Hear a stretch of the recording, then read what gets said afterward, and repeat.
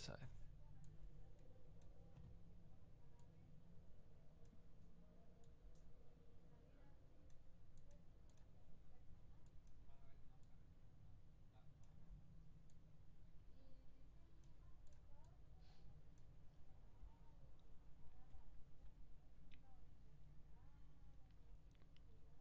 Yo, all right, we're set now. What is up, man? How's it Camp, going? Camp Hustle. I can't fucking speak right now. Camp Hustle 1, man. He's here with me right now. We're definitely gonna be In turning it up right now. What is in going the on, flesh, man? man. There you go. Hey, Oh, go ahead. it's been a long time coming. This conversation, you and I. Yeah, We've been planning it out a long time ago, and finally got some free time to get it going. yeah, dude. So I'm looking forward. I'm excited, man. I'm definitely excited because this is the first time I've ever done like a live stream with anybody, and I can't believe it's Oh, you. really? Yeah, yeah. It's the first I'm your time. first. Yeah, Hey, that. I'll be gentle. I'll be gentle, man. Sheesh, you can pop that, huh? This No, guy. the thing is, man, how I guess found your video. I found it through some algorithm because I was watching I guess the stream of my call, and I just kept getting sent all these videos of commentators talking about the call in that I did for Fresh and Fit. And some people, had low effort videos where they were just kind of watching it and they're not really reacting. Yeah. And then there's people like you and Duke the Don. There's a few other people that they put some effort into it. And your video in particular, I will say, I like the way you covered it because not only did you cite some sources, but you also you had some material of your own to add to the conversation, which was very interesting. Yeah. So Oh, I dude. appreciated that. No, dude. I appreciate that because I try so hard to be to stand out and to just make it much more entertaining and impactful. So your video definitely helped because it was definitely hilarious, man. Like you got a knack for humor, for sure, and photoshopping too. Because I noticed that you have that skill. So that was a pretty Well, exceptional video, man.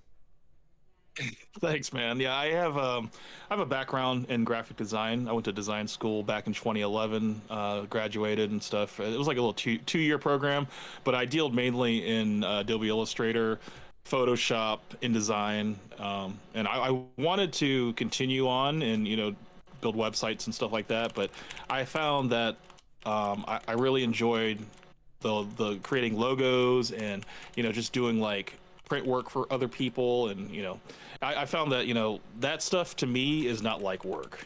So whenever I'm doing something for myself, like doing a thumbnail or doing packaging for somebody, whatever, that's where I feel like I'm truly in my element, where I'm not really working. I'm really just enjoying what I'm doing. Like that's really I know that I said that I like to just like analyze things and the whole like what's called critiquing people. Yeah. Like I do that in real life, man. But I feel like the friends that I have, the people that know me best, they know that if they can take an insult and they give it right back, then we can be friends. Yeah. But if they get Right. butthurt over it, Yeah. if they get hurt over it, it's just like, yeah, I guess we can only go so far Yeah. as acquaintances. Yeah.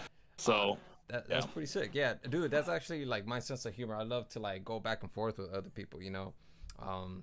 actually like damn. I would show you here because I write a ton of insults and jokes. I'm sure that you've seen some of my videos. I kind of put them in there at times, but yo, I got like a ton of them, and yeah, no, like I love to have a good time in that manner. So that's good to know that you're like Well, that. I mean, the thing is, man, I grew up just I'm mixed race, so like having not having, I guess, a full identity, and having just a robust amount of friends, of all different colors and creeds and all that stuff. It doesn't really put me in any type of box. I'm more of an individual than a part of a collective. So I've always looked at people as individuals, and whenever I come across someone who is like so gung ho about their heritage or whatever they believe in, stuff like that, I mean, I think that's fine as long as you don't impose your will on someone else. I think we can all coexist. You know, that's why I can pretty much get along with everybody. I think my only, I guess you could say my only issue is with people is when they try to just, I guess, pick apart your life and be like, okay, this is where you're going wrong, or this is what you could be doing to improve your life and stuff. Like people that act like they have all the answers, I kind of find them a little annoying. You know, like nobody knows all the answers. Nobody knows it. We can all learn from everybody, but I think I can solve all your problems. It's almost like an alarm goes off in my head, and it's just like, yeah, this guy's a scam artist, you know? Yeah. Like I can't trust him, you know? Yeah, it's just something in the back of my reptile brain that I was like, yeah, I can't believe this guy, anything this guy says. So yeah, definitely. No, dude, I've had people like that in my life.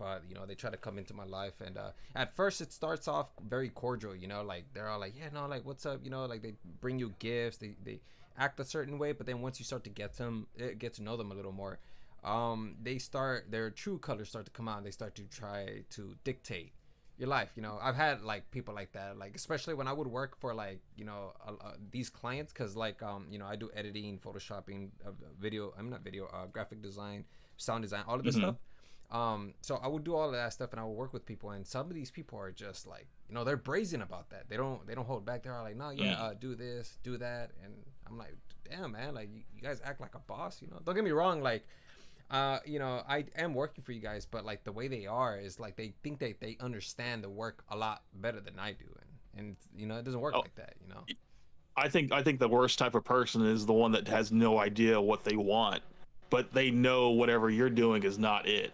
Yeah. You know, like they can't offer you any type of direction, but they can be like, I don't like that. Yeah. And that just begs the question. You're just like, okay, so what do you not like about it? What can I do? Because it's like, I'm a problem solver, you know, like I work with tons of clients, and when someone can be as detail oriented as possible and just give me as many details of what they want, I can deliver on whatever they want. You know, I can, that's kind of a knack that I have, is that I'm very good at putting other people's ideas in print, you know, like executing the idea and you know, getting 9 out of 10 of the elements like spot on.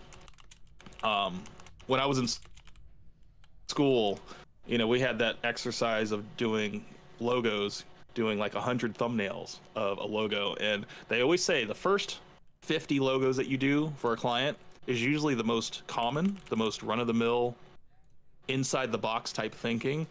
And once you exceed past that 50, that's when you start getting a little bit more creative, and you start taking more chances and stuff. That was never the case for me.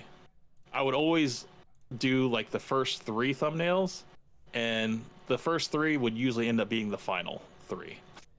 I would still go through with the exercise and do the other 100, but I was always really good at just, you know, zeroing in on what the assignment was, and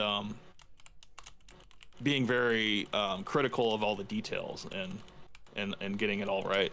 I've always been very good at visualizing, you know, like what I want to do and putting my ideas on, you know, into like a visual medium.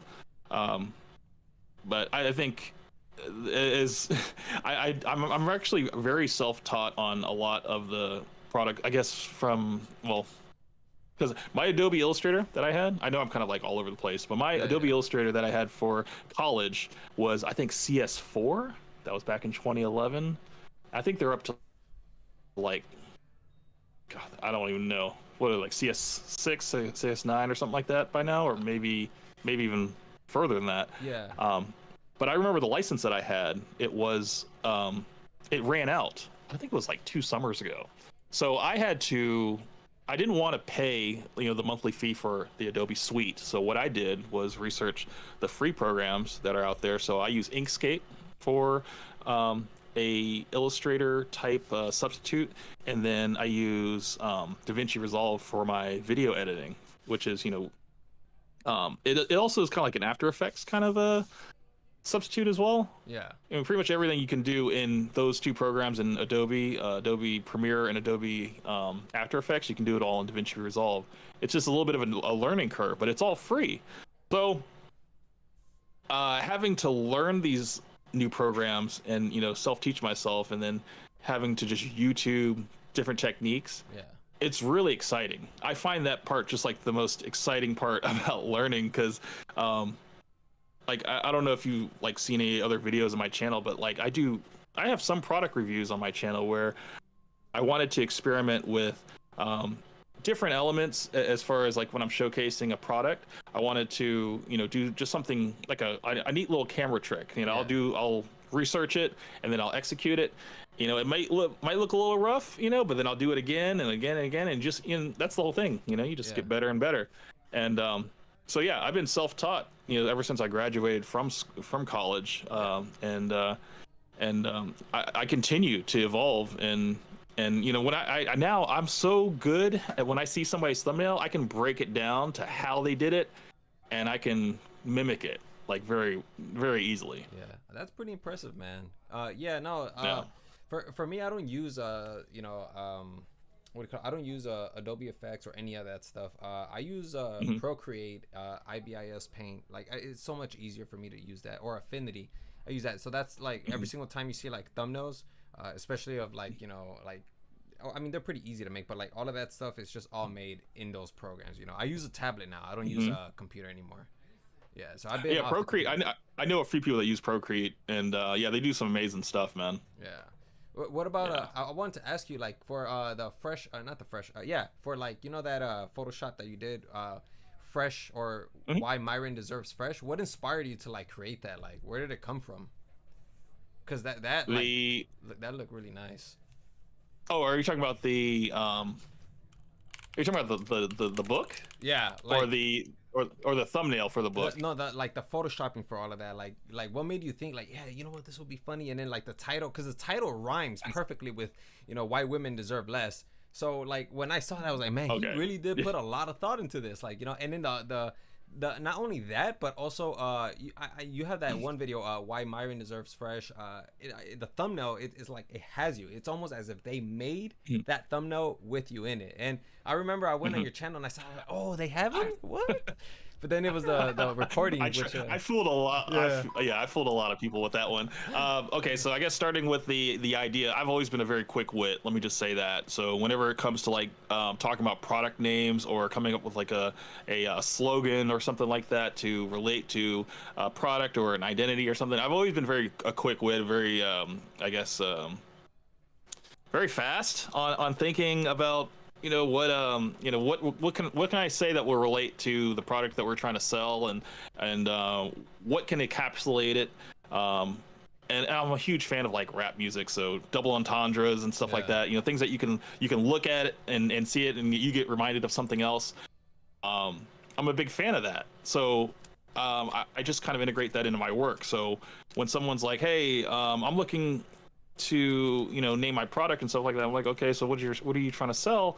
And it's like, well, I'm doing this, I'm doing this and this. I'm like, okay, well, and I usually just it only takes me a couple minutes to figure that out and stuff. But no, as far as the book, it was just like, okay, if Fresh is gonna write a book about, because I just try to put my mind in. I try not to do this too much, but I'm trying to put my mind in the shoes of Fresh, and I guess the best way I could ever think possible. And what I thought was, if he was to construct a book, it would not be a long book, and it definitely wouldn't be something that would be eloquent or thought-provoking or anything like that. It'd be something that's almost kind of like a waste. You couldn't understand, like, okay, so why was this made? And I was like, well, and I started to delve into that. I was like, okay, so the purpose of this would be to prove himself to why he should be on the podcast, because the biggest contention for him is he's pretty much useless. Like he's a glorified audience member that got a permanent seat at the table. And I mean, I guess that's pretty much all of it. I wouldn't say that he hasn't been trying as of lately to try to step out of his comfort zone. But it's I wouldn't say that it's always I don't know. I've never said W Fresh. I've heard you say I've heard a few other people say like, wow, this is a rare fresh W, and I like whenever I hear that, I will look into the clip and I'll analyze it myself. And I'm like, I mean, I guess a broken clock is right twice a day, something like that. That's how I look at it.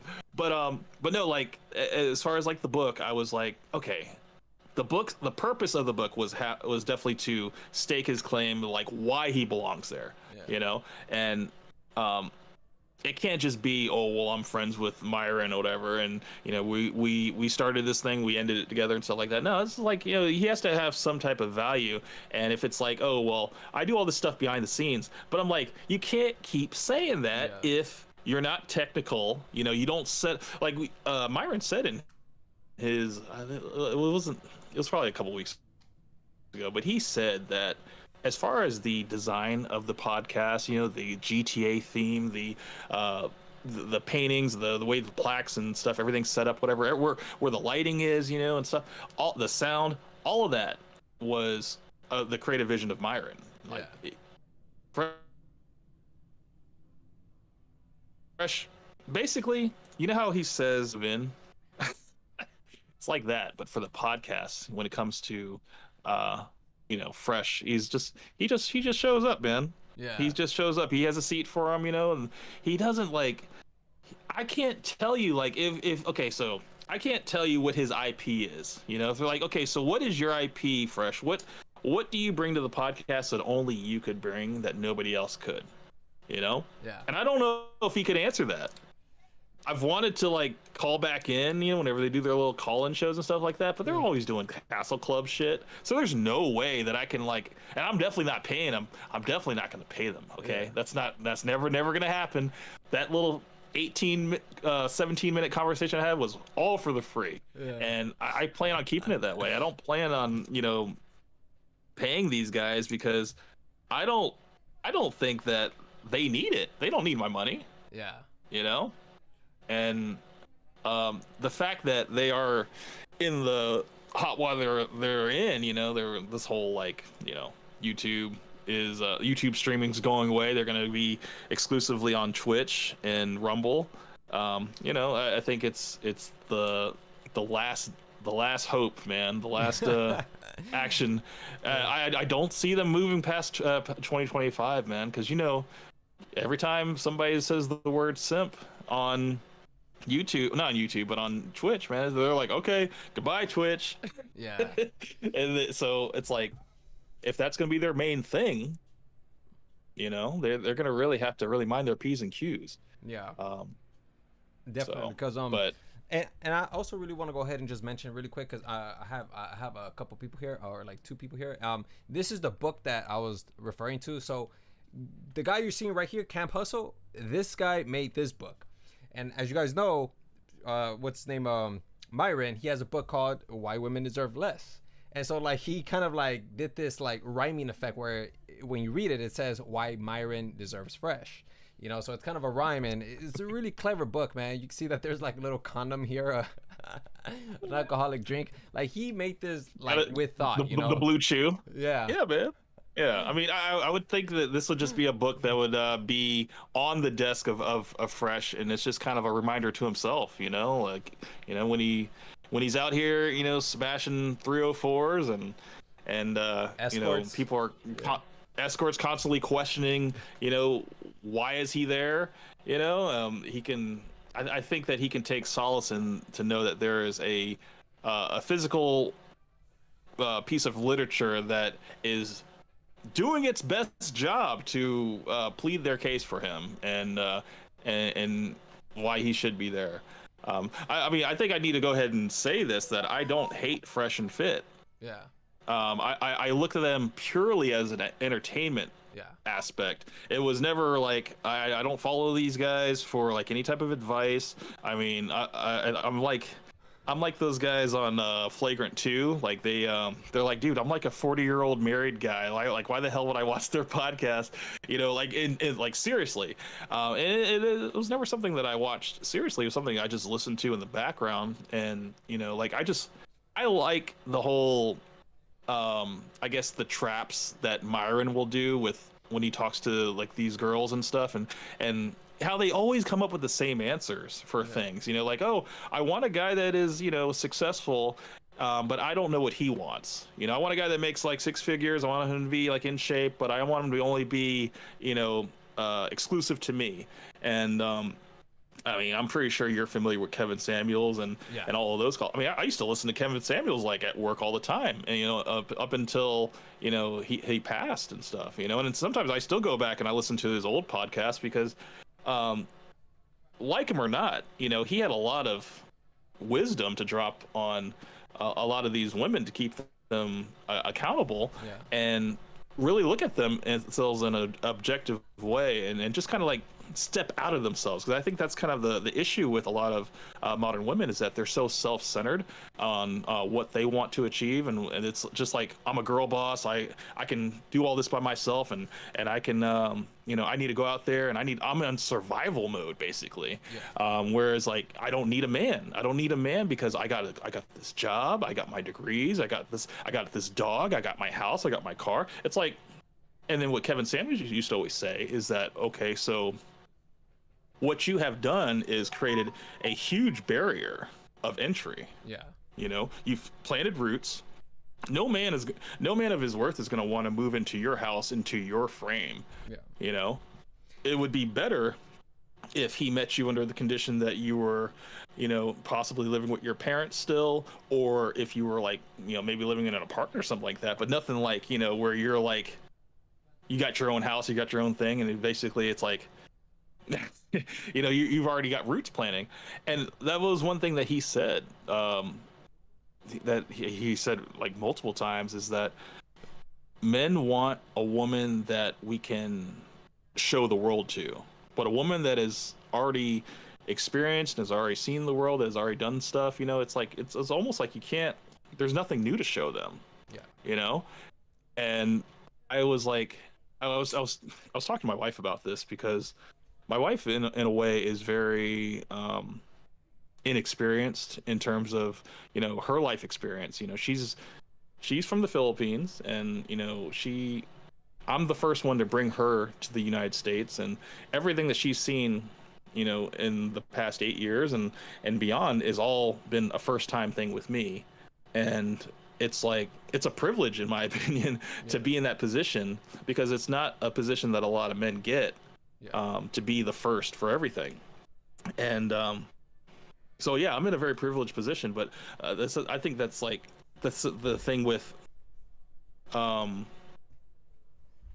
women that want to I guess live their life and travel around and do all this stuff. It's like, yeah, you're getting all this experience, but then like, you're not really you're not really leaving any room for a guy to come in and be able to, I guess, give you that to you as well. Yeah, to kind of share that experience with them, right? Like, is that right?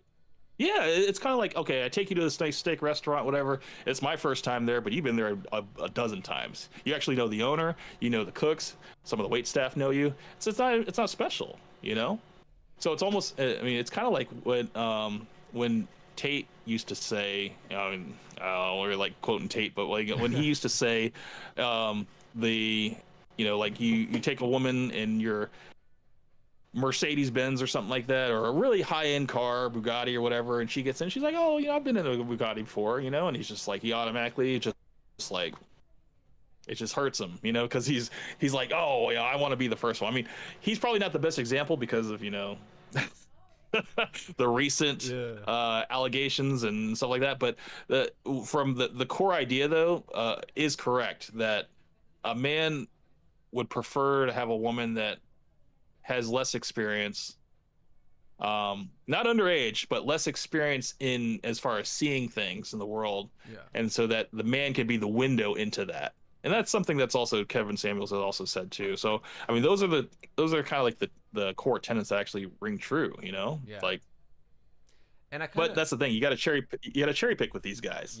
You can't take it all. And I kind of agree with that too, because I know that like with my first girlfriend, you know, there was like a lot of first times, you know, and I remember a lot of those times, you know. It isn't something that could just go away, you know, because like You know, like when when you lose your virginity, when you guys go out to like this expensive like city like Las Vegas and stuff like that, like you remember that, all of that.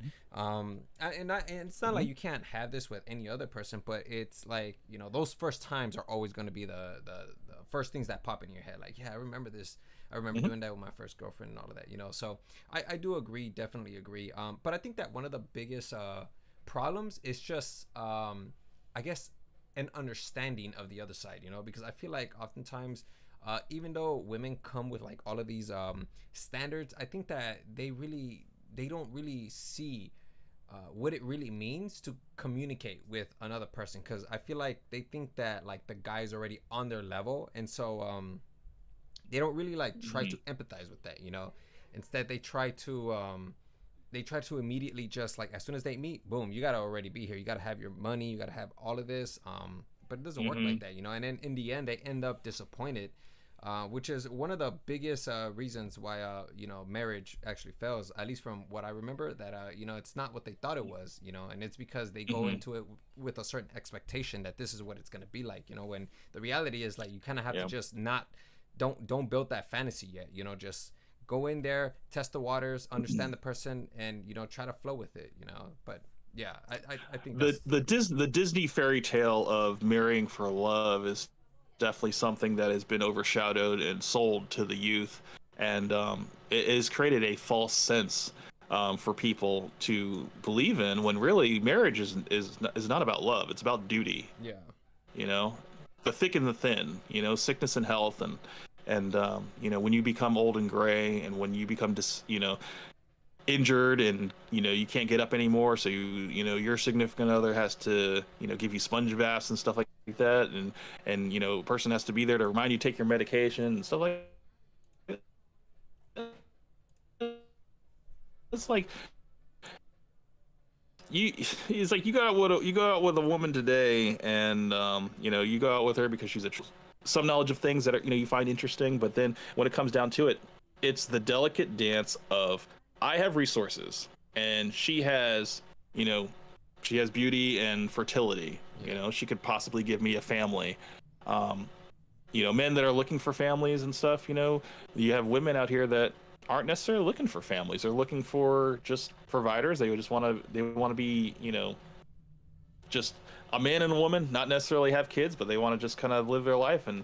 and travel the world and be jet setting and stuff like that. And I think there's a lot of incompatibility there, Yeah. and I mean, it all comes with communication. Yeah. That's I think that's another thing. I think that's social media has kind of messed up a lot of people. I think the whole social aspect, even though it's called social media, people aren't social anymore, man. It's all about swiping right and, Yeah. looking up your old rap sheet and stuff. And basically looking through your 10-point station check of who you are and what you do. And I'm not compatible with you because I don't like what you do. I don't like who you are, and I don't like your history and stuff. Whereas, like, you're not even having a conversation with a person, because what something says for a person on paper can be completely different, because you change from year to year, months to months sometimes, depending on where your life is, where you are in that moment. And I can honestly say that my mindset, in terms of making money, supporting my family, just being a solid guy, and just keeping myself level-headed.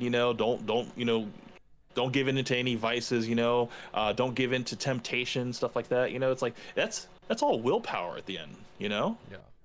And to have a strong willpower is something that I think is kind of taken for granted these days. People are just like, look, man, if you're bored and you have the opportunity, you need to take it. It's like, no, not necessarily, man. It's like, if you value what you have, you cherish it, you take care of it, But I think that's kind of lost now. I don't think people are trying to look in terms of the long term anymore. They're just like, look, man, I'm just trying to get what I can get and then move on to the next one.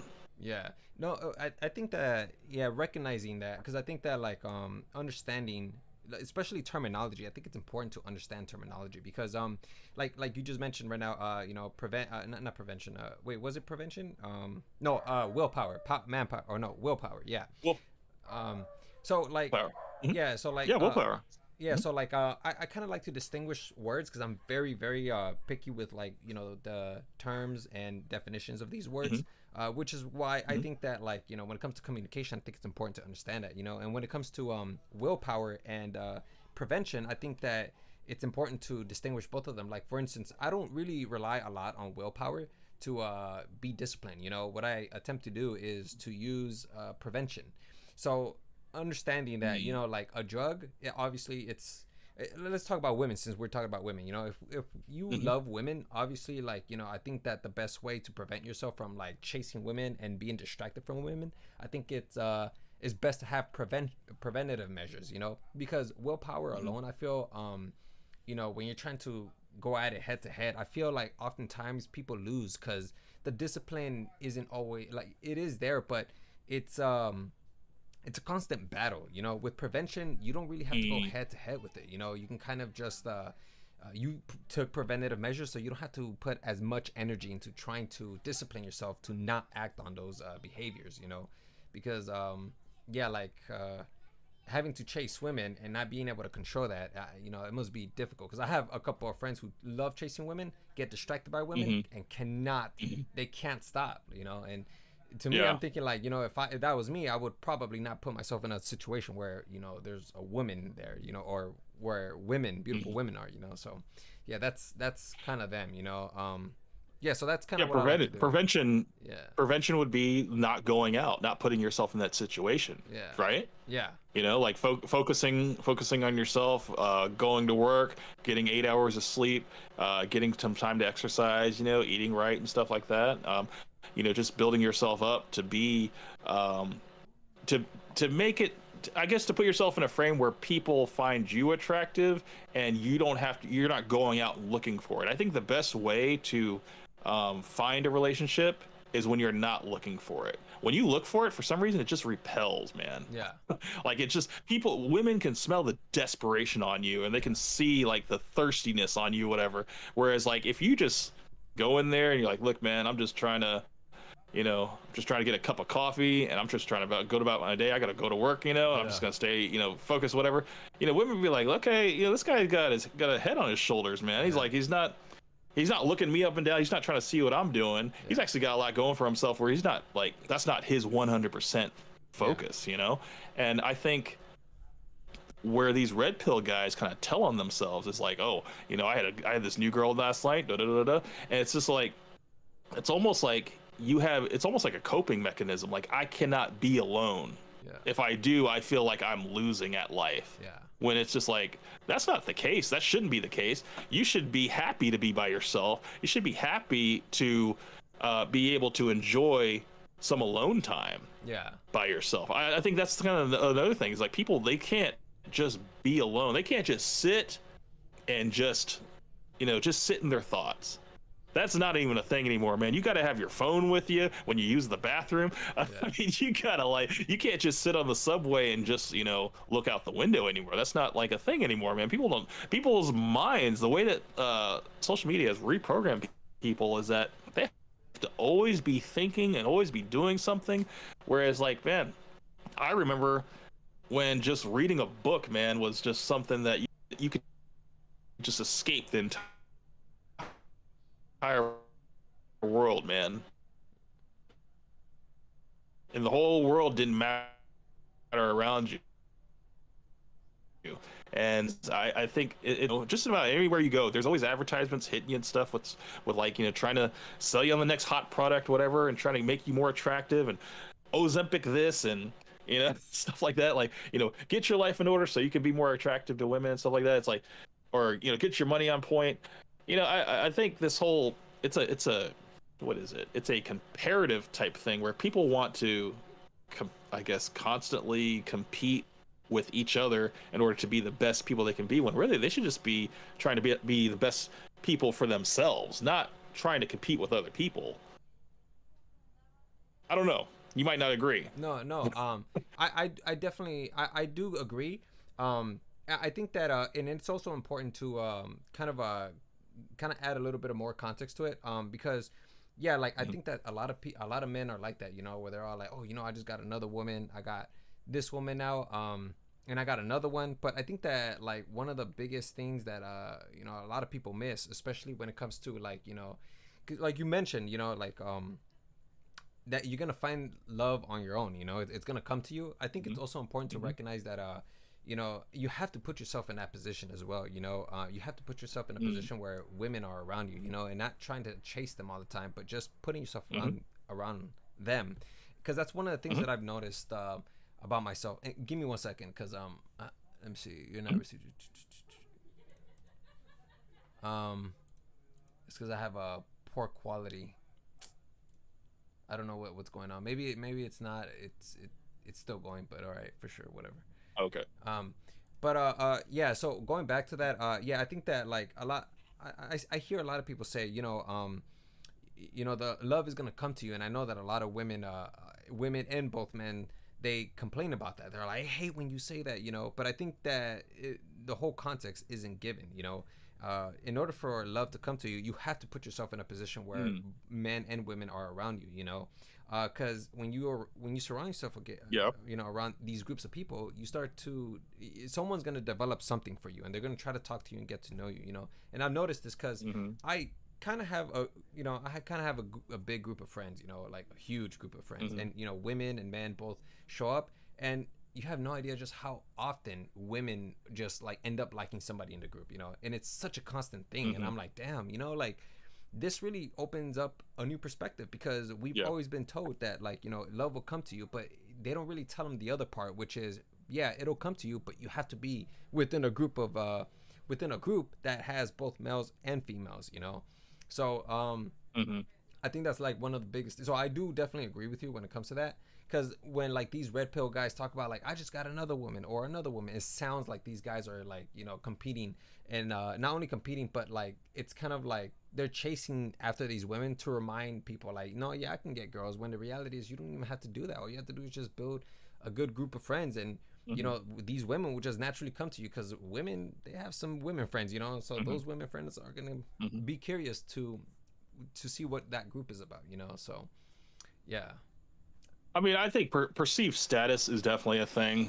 You know, you go into a place and you know you're dressed nice. You know, you got a suit and tie. You know, you got your hair cut nice, whatever. You got nice teeth, nice smile. You know, you go in, you got nice posture, and you know you got a nice you know tenor in your voice when you speak. Yeah. You know, you project it, and you just project with a little bit of authority. I think it's just, you know, these are all tenets of masculinity that are almost kind of like looked at as, oh, he's trying to be that way, when it's natural. You know, it's like you're not trying. You know, when you're not trying to be like the most masculine man in the world, or in the room at least, you know, because it makes you appear weak when you do that. I can't tell you how many times I've looked at Myra and be like, you shouldn't have said it like that, man, because now you look fucking weak as hell, you know. And it's crazy when he tells me, when he says, well, how he is now, it's almost kind of like he's losing his edge a little bit. He's kind of shifting into like almost like a softer guy era now, because now he's got a dog. I don't know if you saw this. Yeah, he's got a dog now, and he's like, and man, this guy, it's funny because I look at him and I'm like, okay, so he used to hate dogs, you know. Yeah. And I think he said that a dog at one point was a coping mechanism, you know. Yeah. Because it's like, you know, you shouldn't need to have something there that depends on you, whatever, to make you feel whole, whatever. You should have that without that and stuff. And he's like, yeah, women have dogs, whatever, because they need something to fill that void in their life. And he's like, if a man needs that, that just makes him a weak male. I think I'm paraphrasing, but that's like, you know, the gist of what he was saying. But now it's like he's kind of gone back on that. Now he's got a dog, and I want to say that it's Angie, man. Angie's fucking softening him up, and I don't have an issue with that. As a married man, a happily married man of like, it's gonna be 8 years in November. You know, I'm fine, man, with him like letting it all go and stuff. And Yeah. but I just know that the incels are not happy. Okay. This guy right is losing his edge. Yeah, no doubt, dude. Cause yeah, man, like it's cause Myron, he kind of puts himself in this position. See, this is what happens when like you say absolute statements, you know, and he has that tendency of just saying absolute statements.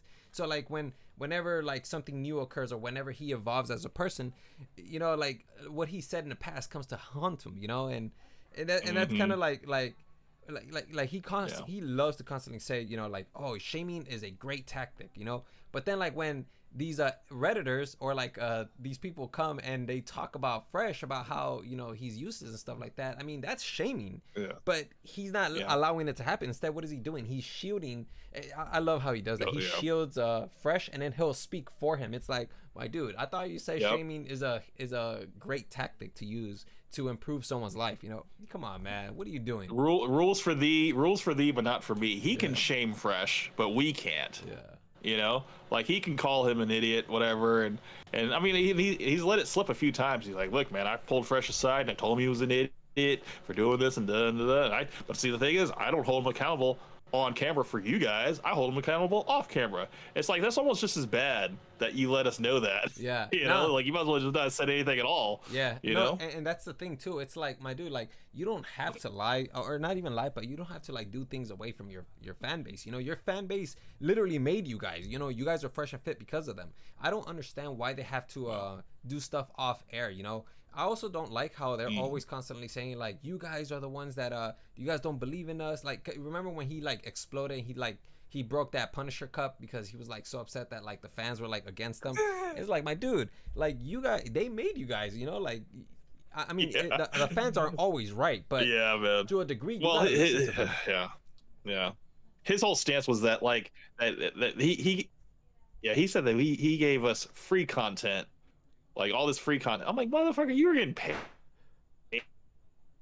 man. You guys were getting paid when you guys were monetized. Like, you can't say the first 3 years you guys gave all this free content because you guys were getting paid. That whole point of him saying that, you know, we do all this for men and stuff because we want to see men, you know, succeed and stuff. But then at the same time, it's like, I don't think you would be doing it if you were doing it for free, because we're obviously seeing the ramifications of now that they do not have that monetization strategy anymore. They have to come up with different strategies now. They have to see what else is out there. You know, Myron has to go on other shows like Jubilee, and they have to go on other shows to, you know, try to, you know, get the word out and stuff. But, you know, because he's not I mean, Fresh and Fit is dying, bro. And it's not like something that I'm like particularly it doesn't hurt me that's happening. It's almost like, you know, it happened on his own, man. Like they did it to themselves, you know. Like it wasn't, I can't even say it was Fresh's fault, man. It was Myron. Like Myron is the real cause of why Fresh and Fizz died, man. It's like, man, you really had to lean into that whole stick that you have on X Space right now, man. Like, why, man? For what? Yeah. You know, like I it's like, it's almost like we all know he worships, you know, Andrew Tate and stuff like that, and I almost think like he wants to get canceled just like him, you know.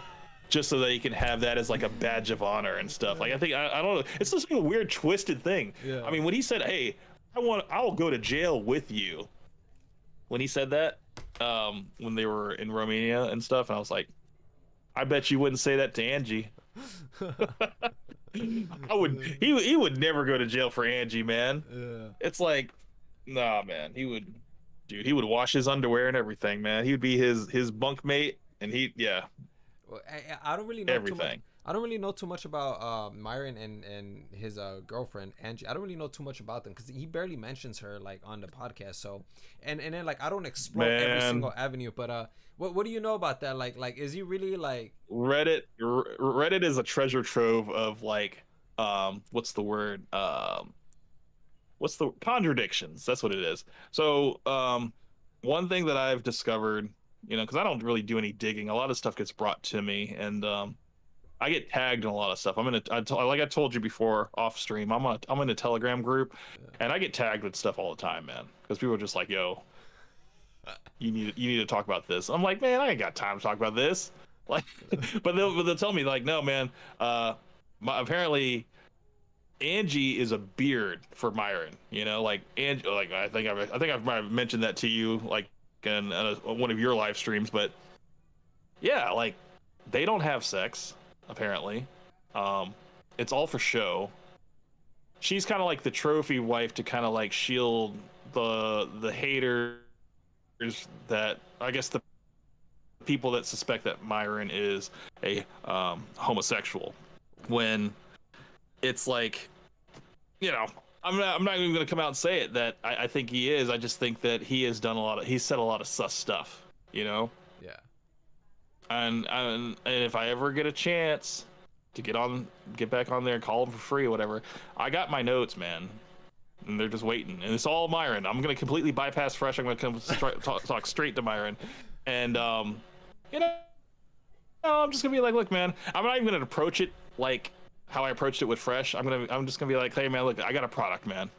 I want a couple of Fresh and Free t-shirts, whatever. I know you guys had that thing going on for a while, but I know that's kind of died down. But I got a couple ideas, man. And I just want to, the way that I would dole out those ideas, it would be like, I just want to have a Fresh and Fit shirt that says, "Female vaginas are disgusting," or "I haven't given head since 2013," or like, you know, what was it? Anything a woman can do, a man can do way better. Yeah. You know. And these are all quotes. From Myron. You know, there's definitely been like talk about that. Oh, go for it. Finish. Or ... Even gay dudes got women beat on that. Like, just, you know, just whatever, man. Like the thing is, like, I do not only do, I mean, I know a lot of people have approached him with this whole, you know, angle and everything, but I definitely want to just kind of take it to the next level and tell him like, hey, man, I don't think it's that important to worry about what other people think about you. And I don't think you're one of those people, because obviously people think something about you and you still are out here every day, you know, doing your thing and stuff. And I think that's great. But I think you do need to address some of these things, you know, like the whole allegations and stuff. Of the what's it called, the woman saying that, you know, you did this whole what's it called, inappropriate advances on and stuff. I don't know, you know, like I know he's already talked to that spoke on that with Ethan Klein and stuff, but I think that Ethan Klein didn't really ask him the right questions, because Myron was very quick to just kind of be like, well, you weren't there, so you don't know. And yes, that is a good point to make, but I don't think people say things about you if it's still his word against hers, you know? Yeah. But I think not only that, but just the whole like, oh, I just got to sleep with all these women and stuff. Is it something to prove to other men that you have value? Because I think what it is just that you know, you have to prove it to other men, that because it's part of the brand, you know. Like if you are this guy that repels women and it's caught enough times on camera, which it has been, then the whole house of cards is gonna fall, man. The whole thing about, you know, oh, Myron actually isn't really good with women. He's actually only good with a certain percentage of women, you know? And it just turns out that the girl that he has, yeah, she has accepted this deal to live a life where she doesn't have to work. She doesn't necessarily have to have sex with him, but, you know, she doesn't need to appear to be in a, you know, a support role for him. And yeah, the fact that she's like, that he brags about, oh yeah, she packs my condoms when I go out on the road and stuff. It's like, for what, man? I mean, for what? So you don't get AIDS, you know? Yeah. I mean, wait. It's almost like, what? I kind of want to ask, like, wait, how do you know that this is the case though? Like that, like he just kind of like has her along and doesn't actually do like anything, not even sex or any of that. So when Daisy was with Fresh, and you know, they were all four of them were hanging out, going to dinners and stuff out in Miami, and Daisy and Angie, they had a couple conversations together, and she told him candidly that they don't have sex. It was just one of those like casual conversations. She wasn't like angry with it, but it was just kind of like I think Daisy was having a she said to her that, hey, Myron has all these views about women and stuff. Like why like what do you see in him, whatever. And and Angie responded, she's like, well, I mean, it's just an arrangement, like we're not like really together like that. And when Daisy pressed her on that, it ended up being like, oh no, they don't have sex. There's not like a sexual relationship. But that's not what Myron would have you think. He would think that, oh, she's this 10 out of 10 girl that at the drop of the dime will do anything for me, when really that's not the case at all. She's just like this image for him to prop up his masculinity, when really it's like it's not the case at all. Interesting. All right, yeah, because I mean, the thing is, yeah, I've actually watched a lot of interviews like outside of Fresh and Fit when it comes to the whole Daisy saga, and she didn't really have any reason to lie about Myron, like when she was talking about Fresh and stuff like that. The whole like fake jewelry and everything like that, we knew that was true. And then when like the whole part where he tried to give her some fake jewelry and then she found it was fake, and then he had to double back and gave her like a $30,000 bracelet. All that was true, and all that was documented. All that we had like receipts and stuff for that.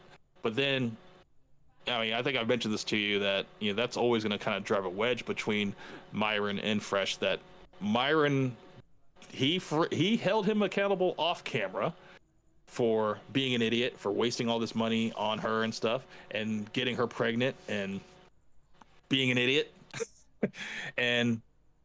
But was it Daisy? She was like, I guess when she was around Myron, she was like, why does he act this way? Why does he act like he doesn't like women? And it just like, it clicked in her head. She's like, well, I think that he had something to do with me and Fresh, or her and Walter or whatever, like breaking up, like having a hand in that. Like he had his ear, I guess, in Walter's ear or whatever, about getting out of the relationship. Yeah.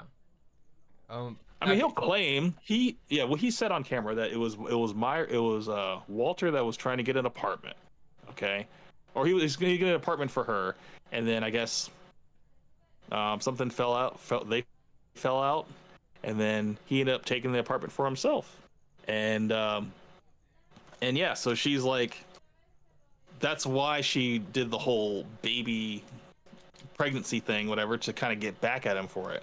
Which I'm just like, no, that's not it, because she actually was pregnant with his kid, and she actually did have an abortion. And I really don't think that the timeline matters. That if she had the baby, or was like, aborted the baby and was still like acting like she still had the baby. I mean, yeah, that's wrong. I'm not saying that's right, but Fresh did still fuck up. Yeah. And I think that it was Myron that was trying to get ahead of it and trying to like be in Fresh's ear and tell him like, hey man, like you're really hurting the brand, you're damaging the brand, and like if it gets to a point where we have to pay this woman like child support, whatever, out of the super chats that we're not getting, out of the like the whole Castle Club thing, whatever, like it's like, man, like every $100 that they get, like 50% of that has to go to her child support. And I want to ask you too, that Redditor that ended up calling, like, he's like the most famous Redditor because he had like all of that evidence. I know him. You know him. I was gonna ask you that guy? Yeah. Fuck. Yeah, man. We've actually we've talked on Telegram. Eventual Warlord, that's his name. He's basically the king of Reddit. I'm the king of YouTube in terms of like this whole Fresh and Fit thing. Like that's how they regard us, at least on Reddit. Like I'm the YouTube guy and he's the Reddit guy. Yeah. He came with some points.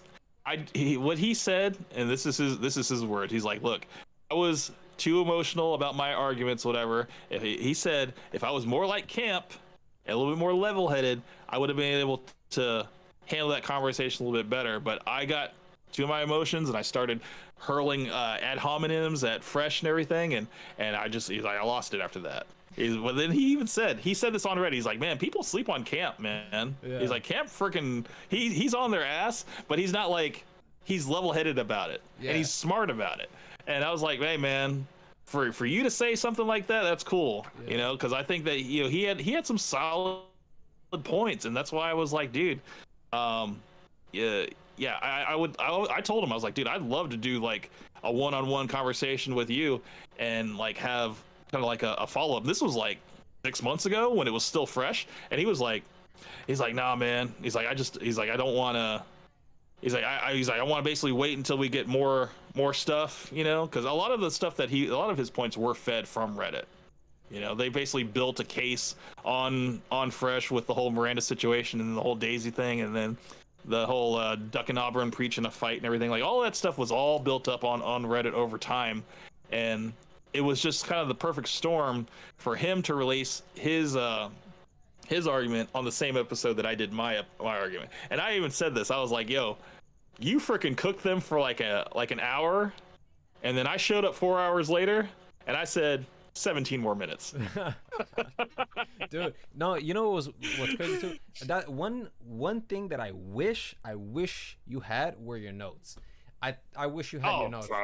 Bro, I felt like, man, you would have just, you would have destroyed these guys, like, if you would have had your notes. Well, the thing is, I should have just told Fresh, I'm like, look, man, I'm done talking about the book, man. I actually like to talk to Myron right now because I got some stuff I need to say to him. You know, like, I didn't want to let go of the joke because the joke was good, and I thought about it, and I put a lot of thought in it, man. I wanted to commit to it, and I didn't want to, like, but that's all it was, man. It wasn't something that was like, okay, this is something I'm serious about, that I want to really come out with a book, whatever, so I can it just kind of evolved into that, you know. Now I'm just like, you know what, I might have to just fucking drop this thing because too many people are asking me for it, man. What's his face? John Anthony Lifestyle wants to do a collaboration with me, and he wants me to actually debut my book on his live stream, and I was like, bro, I'm not really writing anything, dude. The whole fact that when people say, oh, it's actually pretty sad that you're writing a book on Fresh, like, he's fucking useless, I'm like, no, I agree with you. That's why I'm not actually doing it. Like, that was just a way for me to fucking, like, dig at him, but also at the same time, you know, say some valid points, man, and, you know, get zero pushback and just, you know, get the shit off. Hey, well, go ahead. Well, I just want to ask, you know, like how could, like, now I know back then it was different, but now it's a completely different beast. How can you get like a one-on-one with these guys? With Fresh and Fit? Yeah, like to talk to them over the phone. Like, how can you do that? Do you have to go through that? It would have to. No, it would have to be on a call-in show. That would be the one and only way, because I'm definitely not paying for Castle Club. I'm definitely not going to super chat them on FNF Super Chat. I would never. That's just against my religion. But what I will say is that, you know, like, Myron, what I'm doing right now, I am lying in wait, okay? I'm letting Fresh and Fit get comfortable with doing call-in shows again.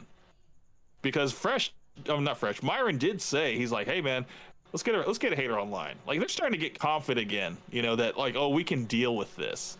So I just kind of want to lead them into a false sense of security so that I can really come in and just go in and talk to Myron, man, and get everything that I have prepared off, you know. I don't want to do a separate video on it where I'm just kind of like, you know, whatever. I want to actually speak to him directly, because I think that's the best way to really address things. Yeah.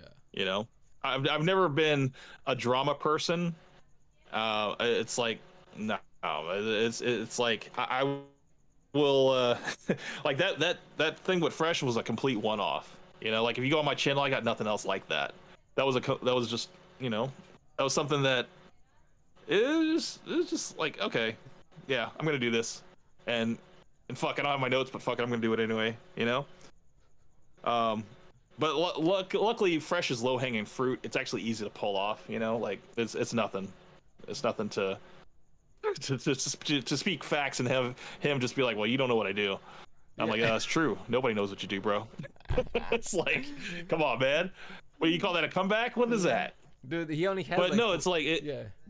Go ahead. Go ahead. Yeah, no, I didn't want to like what I didn't want to do was throw any ad hominems at him. I wanted to just like be completely factual and just not emotional. You know, like if he started like getting defensive and stuff like that, I'd just keep moving on my next point and, you know, just keep hitting him with more and more stuff and just keep going until he's just like, all right, stop. You know, like, stop, I can't take it anymore. Yeah. You know, because I have that ability, man, to just like really like, I mean, I don't know about, do you remember when, I don't know if you're probably old enough for this, but snapping, when people used to snap on each other in school, like they used to say like really clever things like, oh, like your mama's so fat.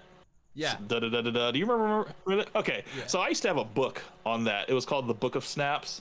And you know, I read that book like cover to cover, and it was really, it was kind of funny how you know, snapping, it dates back to like African origins, you know, and you know, it's kind of like a way of digging at people, but it's also a way of establishing like deep relationships with people, because if you can tell somebody the darkest things about themselves, but say it in a way to where it's like humorous, you still get the point across, and you still affect that person, you still get them to think about it, but you're not doing it in a malicious way. Yeah. So that's kind of the line that I like wanted to adopt when it came to, you know, when it came to like, you know, critiquing Fresh or critiquing anybody, you know, that I come across, is that I don't want to come off as malicious. I don't want to come off as like, you know, I hate this person. And believe me, I got a lot of people who are like, yo, you're a generational hater, bro. Yeah. It's like, I mean, I'm like, no, man. It's like, I'm just a guy. I'm just a guy that spits facts, bro. And, you know, I'm not trying to, if I hurt your feelings, I hurt your feelings, you know, but hey, man, you need to get out of those feelings, man. Because you know what?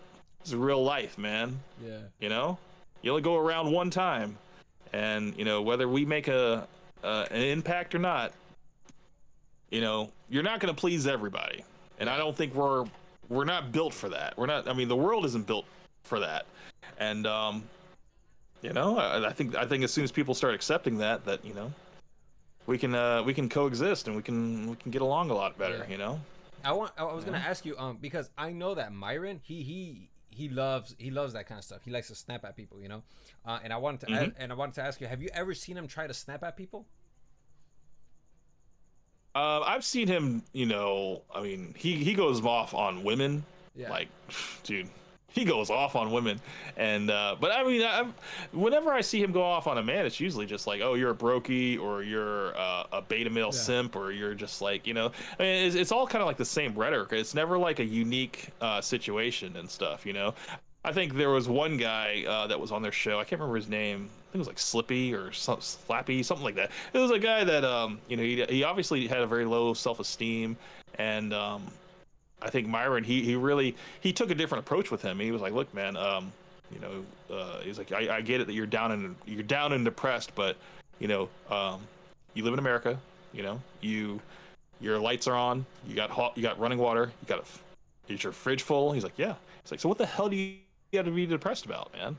You know, and he went a completely different direction, whereas like normally he would have just been like, oh yeah, dude, you're a loser. You know, like, yeah. you need to get your ass in the gym. You need to stop worrying about these females, and you need to get your money up. You know, he would have just like went completely different. He was like, no, he actually went in like a direction where he was like genuinely concerned and wanted to help this individual. And you know, it was a rare moment where I was like, oh, okay, maybe he's not all bad. Yeah, you know. But then, you know, he just doubles down and comes back with like just like all this racist rhetoric, and it's almost like, man, it's like, okay, I get it that you want to lean in and you want to be kind of controversial because you believe that any bad press is good press, or any attention is good attention. When I mean, I think we both know that's not the case. You know, you're it's like you're digging yourself a hole, and you're just like, well, fuck it, man. He's like, I might as well burn this whole place down. you know.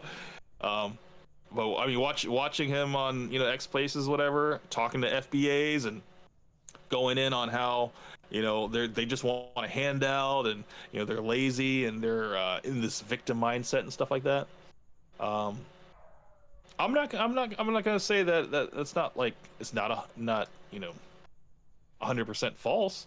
Sure, there's some bad actors out there that do have a victim mentality about themselves and think that there is a global organization that has a hold on them, where they can't strive for their dreams or achieve the things that they want because there's always going to be someone with a thumb on their back, Yeah. Well, or limiting their ability. Oh, because I want to kind of take it back to like the snapping part is because the reason why I asked is because like he like has a tendency of like thinking that like he roasts people. Like I remember I saw like a video he was talking about like, yeah, you're gonna get roasted, and then like I'm like, oh right, all right, we're gonna hear some witty comebacks. And then like when he's like right there roasting, I'm like, bro, no, please tell me this isn't it, man. Like this is what you hyped it up to be. No, and he was dude, just calling. He sucks at roasting. Yeah, he does. He was just like, bro, like you're a brokey, you got no money, you live in the basement, and I'm like, bro, that is not clever. You know who does have good snaps? Yeah. Chris and Sneeko. I think that both of these guys like, because I heard Chris say a couple jokes, one-liners, and they're pretty funny. Sneeko too. Chris is great, man. Yeah. Chris is pretty funny, but Myron, I'm just like, oh my gosh. And the reason why I asked is because I was gonna make a video on Myron and his snaps, and I was gonna talk about how like, bro, you cannot roast for shit, dude. Like you really can't. And I was just gonna make like comparisons, but yeah, like I wouldn't. I think it's tough to be in the moment with your snaps, like unless you have something that's like ready to go. Which I think, that's kind of how certain comedians can do crowd work and be really good, because they have all these bits that are already kind of ready to go. Yeah. In case something happens, they have like kind of that type of framework. He's way too analytical to be creative like that. Yeah. That's just who he is, Yeah. I think another thing too is that like if you want to have like these snaps, I think that you kind of have to like train yourself to do it. Like you say you read the book of snaps, right? I have like 4 books on like snaps and quips and all of that, dude. I've read all of those, and yeah, like because like I'm really big on one-liners and like snaps and all of that, and I write my own and all of that, and like I always like train my mind to think of it. So when like I'm like engaging with somebody, I can immediately analyze them, and I can think of like very clever ways to organize words in a sentence that can just like make it very snappy, So, but like when I hear Myron say it, I'm like, damn, man, like come on, man, this you gotta like at least study some humorology, because it ain't working, man. So he says a lot of the same things. He puts a lot of people in the same boxes, and it's repetitive. It's almost like it's just talking points with this guy. Yeah, he's like he's almost kind of like a Jesse Lee Peterson, Uncle Ruckus kind of deal. Like you kind of see where he's coming from, and maybe, I mean, Jesse Lee Peterson's probably more extreme. I would say Myron's probably a little bit more I don't know. Yeah, I guess he's a little bit more calculated. Like he doesn't like, I don't know. I've seen him throw out insults, and yeah, sure, it doesn't land. It's almost kind of like, man, it's like you might as well should have just not said anything at all. But excuse me. I have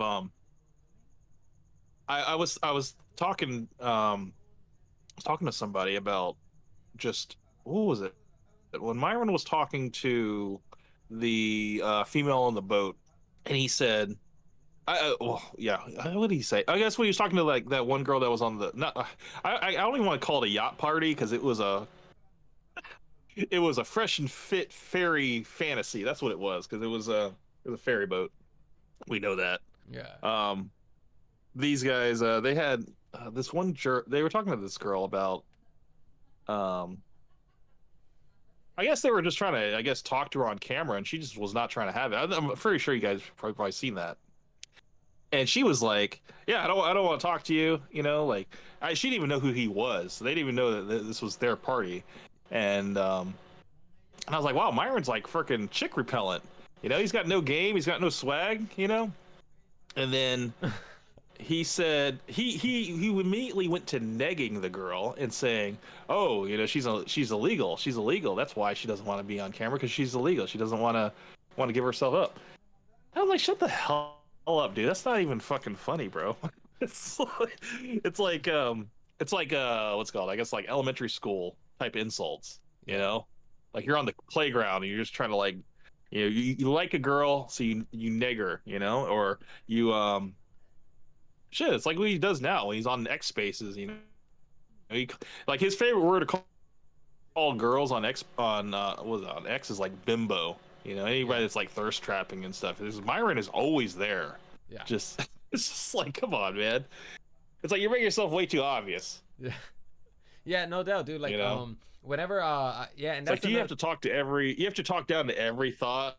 No, dude. Oh, you don't even know, man. On Twitter or X, like he's maniacal, man. Because like, whenever he like posts about like Mhm. some woman, you never learn anything from it. It's just a talking point, you know. And it's like, my dude, you don't even know this Mhm. woman, you know. Like, I get it that she's Mhm. posting very seductive photos, but like, what's the whole point of this, you know? I remember there was a video too of like some woman just being nonchalantly innocent, and um he was just talking about it. Like, he said one thing, and I don't remember what it was, but he was all like, see, if you have a girlfriend like this, she'll cheat on you. And I'm like, where did you get that from, you know? It's like, I'm like, bro, how do you put this together? It goes back to what I said, man. Like a guy that thinks he knows all the answers has no fucking idea what the fuck he's talking about, man. Yeah. It just, I mean, you can obviously, if you have any type of good sense, you're just like, man, you thinking that a woman would cheat on a man because of just, I don't know, like it's almost like, you know, you've been cheated on, so now you're like, okay, I have to cheat on every girl that I've ever been with just so that I don't have to deal with that pain of her cheating on me. I got to cheat first. And I think that's bad, man. And I can honestly say, in my life experience, you know, I've never cheated on a girl that I've been with. I've never been cheated on. I mean, I can only imagine that type of pain because that's a deal breaker for me, man. Yeah. I mean, it should be a deal breaker for a lot of guys. Yeah. That's something that, you know, we'll always keep in the back of our head, man. It's just like, dude, if it happens once, it can always happen again, and it's like, no, that's unforgivable, is what it is. I agree. So, but you know, this whole like cheating is okay, or cheating is okay for men and only. It's like, I don't know, man. I don't think so. It's because these guys, like, they learn all their morals, at least from, because I have very limited knowledge on like the Bible. I don't know if I should say this, but like I heard supposedly like on the Bible, like you can, adultery is like bad, but I don't know. Like somebody said that it's okay to cheat on your women, on a woman, but I don't know if that was on the Bible or on the Quran. I don't know which one it is, but like these guys live by that principle, you know, and it just doesn't make sense, man, because these guys just completely forget that like women have feelings, you know, and for some reason these guys forget that they have a similar psychological blueprint to like females, you know, and but they don't recognize that. They just throw that to the side and say no, like they're just automatic beings, you know. They're on autopilot. Right. No one's maneuvering them, and then yeah, like it's like, come on, man. Do you think if you cheated on your woman, that your woman wouldn't have it easier to cheat on you back? You know, that's almost kind of like the instantaneous response that a woman would have. Like, oh, if you're gonna do this to me, I can easily just snap my fingers and just make that happen. You know? Yeah. It's almost like a superpower that a woman has. You know, whereas like, you know, us guys, it's not so easy for us. Yeah. You know? So I think it's like, oh yeah, I'm in a one-sided open relationship, whatever. Are you 100% about that? You know, because you know, he's like, oh yeah, my girl doesn't go to the club, and yet you go on Reddit, and please, man, I've seen countless videos of Angie in the club with other guys that Myron is not there, and of course, Myron's always got to play defense. He's like, those are her cousins, or those are her gay best friends, and I'm just like, right, right, yeah, gay best friend, yes. Yeah, that's another thing too. I think I mentioned in the video, So like whenever he like wants to he wants to justify something or he wants to like counter argue it. It's like, how can we believe you? You've lied to us so many times. Like with that whole I know for a fact that he believe like that whole thing with Fresh and the escort. Like he tried to make it seem like nothing was happening, but like he was backing up Fresh, and Fresh, inadvertently ruined his reputation. So I can't trust whatever he says yeah. now. So whenever he tries to like justify anything, I'm like, yeah, right, man. Like, how am I gonna believe you when you've like backed up your homies multiple times? Like you don't back up the audience. Hmm. So, yeah, Right. No, that whole I'm sure you've seen that video where he did on Daisy where he was like, yeah, I got this police statement, saying that that they arrested her because she was stealing money from her company and all this stuff and then like what else did he say, man? He said a bunch of shit that was just like, dude, this is like hearsay. And then of course the video proof that he had of the woman with like the weird voice changer, she was speaking in English apparently to a guy that was Australian in Hong Kong yeah, at this time, and she's like, look, she's like, I wasn't even speaking English in that year. I think it was like, like 2016 or something like that. yeah, It was sometime. I looked into it and I was like, man, if she wasn't speaking English and you got her you got an Asian chick on video with her like her whole back turned to you where you can't even see like her profile of her face, and she's speaking English to this Australian guy, whatever, and it's about to go down. It's like, that's not evidence. didn't he And try then to like? the chick that had I was gonna say, didn't he try to justify sorry. it with like the whole tattoo and like, cause like they had a similar tattoo in their back, no, like on the upper left shoulder. Remember Right. they try to point that out, and they're all like, "Hey, well, you see?" Yeah, Like I they remember. both. I remember.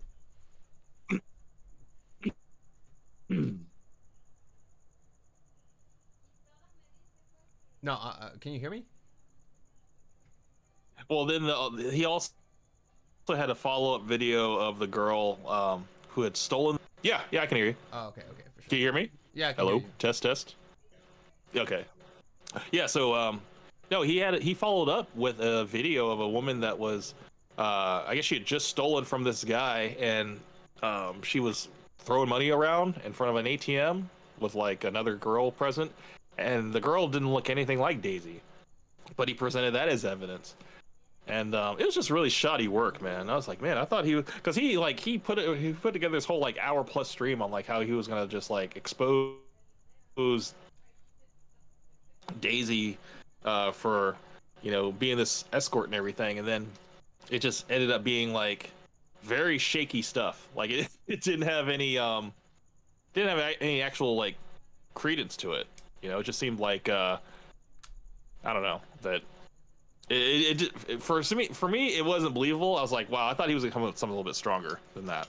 Yeah, yeah, man. But So, but I also want to ask you, like, what do you think about like Sneeko and Zerka and all of these other like unlockable characters? Because they're a part of oh my god. they're a part of all of that. But I don't know if you like watch any of them or like, or even Destiny too. Like, what do you think about all of these guys? I mean, I watched Zerka when he was with Heel Mike, and that whole saga with underage girls and stuff. And honestly, man, I think Zerka is he I think he puts himself in some questionable situations. I'll just say that. I won't make any accusations, but in terms of being around certain individuals that are okay with being with underage girls, I definitely have an issue with that. Um, as far as him and his whole run with the red pill, fresh and fit, and then I guess being a flat earther and all that stuff. Like, I mean, I kind of tuned out of Zerka after the whole heel Mike situation. Yeah, Yeah. I recently caught the video with Sneeko, I guess, talking about how fresh and fit, but not really just fresh and fit, but just how the red pill in general, like, it's all very gay. I don't know. Did you see that? Did you see that video? No, I haven't seen it. Man, I might have to pull it up for you, bro. Yeah, yeah, no, 'Cause, please. let's do one of those. Let me check. What are you gonna say? Yeah, doing a lot of talking here. Okay, so I want to say it was on. Let's check Reddit because Reddit is always the go-to in terms of finding things Yeah, that are unfiltered. I should definitely get a Reddit, man. I don't have Reddit. I wish I wish I could Oh, recognize jeez. the value of Reddit, but I don't know, for some reason I just can't navigate it properly. Well, I guess I would say just, uh, I guess, yeah, you definitely want to use Reddit for specific reasons. Like if you, God, where is it? I mean, like I said, I don't prey on Fresh and Fit's downfall, but I do find a lot of stuff that is kind of damning on Reddit for them, and it's never them out of context. It's just them saying what they say, and yeah, it's always bad. It's never good. So Myron and Walter, they say Myron and Sneeko is better than Myron and Walter. I mean, that's kind of like ever since I mentioned that you can't have Sneeko on because he's banned from YouTube, whatever. But you definitely need somebody that could match his energy and stuff. I do see people echoing that sentiment now, and I think even Myron taking the initiative to start this whole was it Controlled Chaos podcast that still hasn't happened yet. Um, with Sneeko and Elijah, what's his fate? Elijah Schaefer, and then who else is on there? I think Sneeko's on there, Elijah Schaefer, and one more person. Oh, Nick Fuentes. How could we forget our buddy Nick Fuentes? Right. Yeah. So apparently that podcast should be happening, and it's gonna be like one of those unfiltered podcasts. Talking about the whole JQ and stuff. But let me find that one video I was telling you about. Give me one second. Fresh went full glazing mode last night. Oh yeah, I remember that. Talking about his old dog situation. Defends Angie from trolls. That's another one. Random girls on the internet. W knows a whores. Yeah. Oh, that's literally something we just talked about. Myron Gaines talking on just random women. How are you a trust streamer and you're still a whore? It's just like, come on, bro. It's like, damn. Why you gotta do that? Myron is the number one OnlyFans promoter on X now. Dude is getting paid good. Yeah. Where is that one? I'm trying to find the one that I found with him and Sneeko.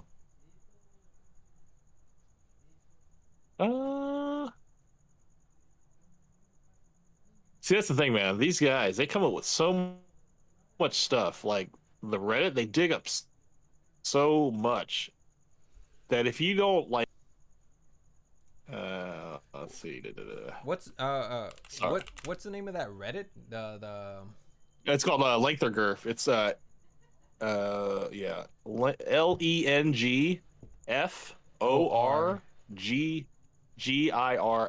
Length or Girth. I wonder if I follow them. Oh, yeah, I'm already joined. Interesting. So this is where you guys. This is like your little hub where all of you guys gather and then you guys share clips, huh? I mean, eventual Lord gets on here every once in a while, and they sometimes whenever they do call-in shows, they're just like, "Where's eventual Warlord?" And some people they be tagging me too. They're like, "Where's Camp Hustle, man? He needs to call these people and hold them to the fire and shit." I'm like, man, I'm out here freaking live my life, bro. Well, that's crazy. Damn, man. We got here Myron fans, Sneeko fans, and then Fresh is useless on the banner.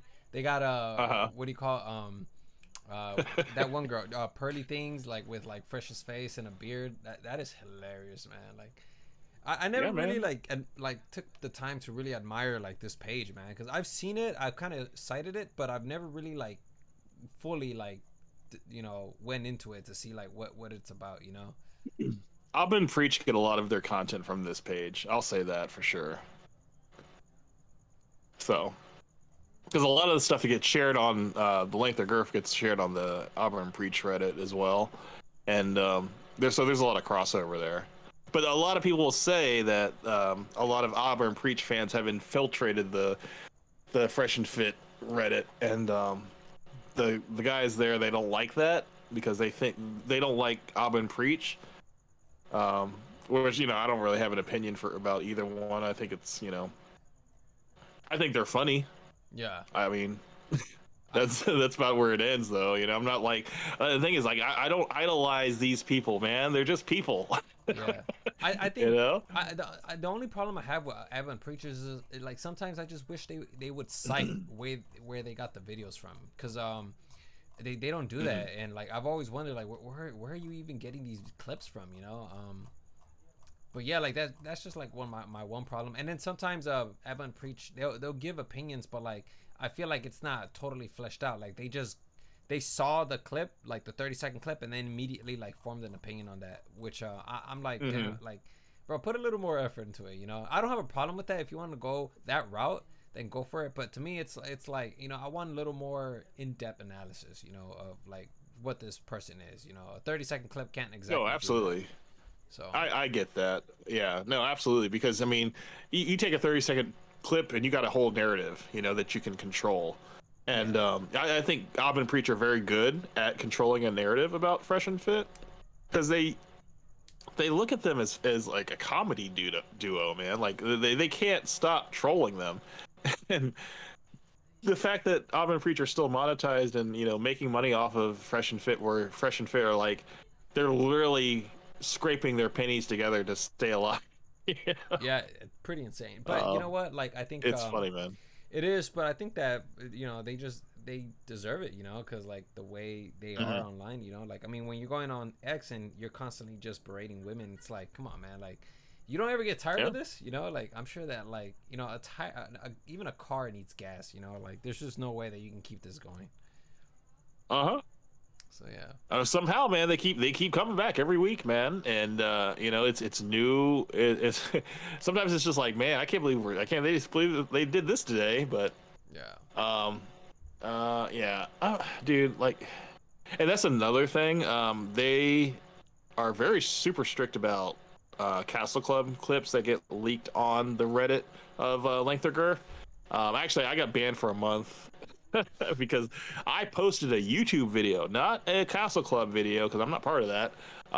But somebody, I guess, had re-uploaded some Castle Club footage. I guess they were like part of the network, or they like screen shared it, whatever, made a whole video. It was great. I was like, oh man, this is funny, because like this is their bread and butter of you know, their content that is paid content, that many people, not just this one YouTube channel, there's like a dozen of them that are uploading Castle Club content all the time, and it's great because it's just like they're completely undermining them, and they have no recourse over it, you know, because on YouTube it's just like YouTube doesn't care about them. Dude, I can't find this. This shit is buried, bro. Whatever I was looking for, it's not. And that's the thing. It's probably not even here, because that's what I was getting at, is that there are some people that are in Fresh and Fit's network, like whether it's Castle Club or whatever, where they do not want. They'll have stuff taken down. Like they have, I guess, mods in the Length or Girth subreddit that will delete stuff if it's like too damning. And I've posted some stuff. I think I tried to show some stuff that was like, I guess, too damning, and it was like deleted. I was like, damn it. Damn. So much for censorship, man. Yeah. Like, or being I guess you know, uncensored. Yeah, but that's insane, man. I didn't know that it can even extend to that much, you know, like to the point where like it could be pretty damning. Because like I mean, I've seen, obviously, you know, Evan Preach and all of these guys, like they talk about you know, Fresh and Fit, but I've never seen anything that it's like, damn, like that's career ending, you know. But yeah, you know, I should definitely see, go for it.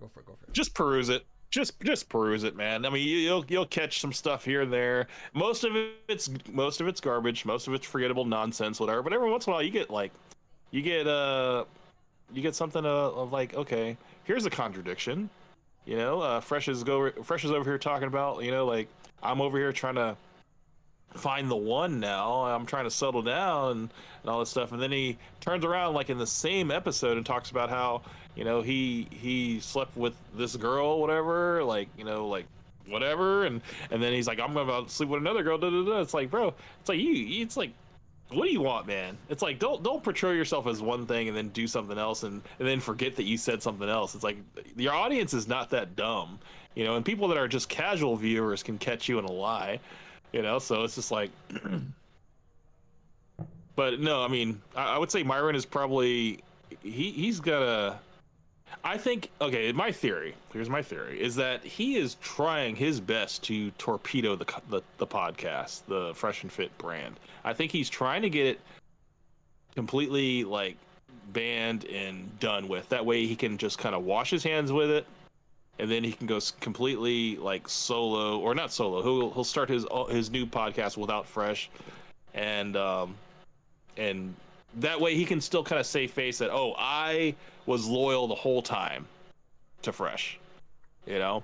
Wait, how do you? The fact is, like, what leads you to believe that this is the case?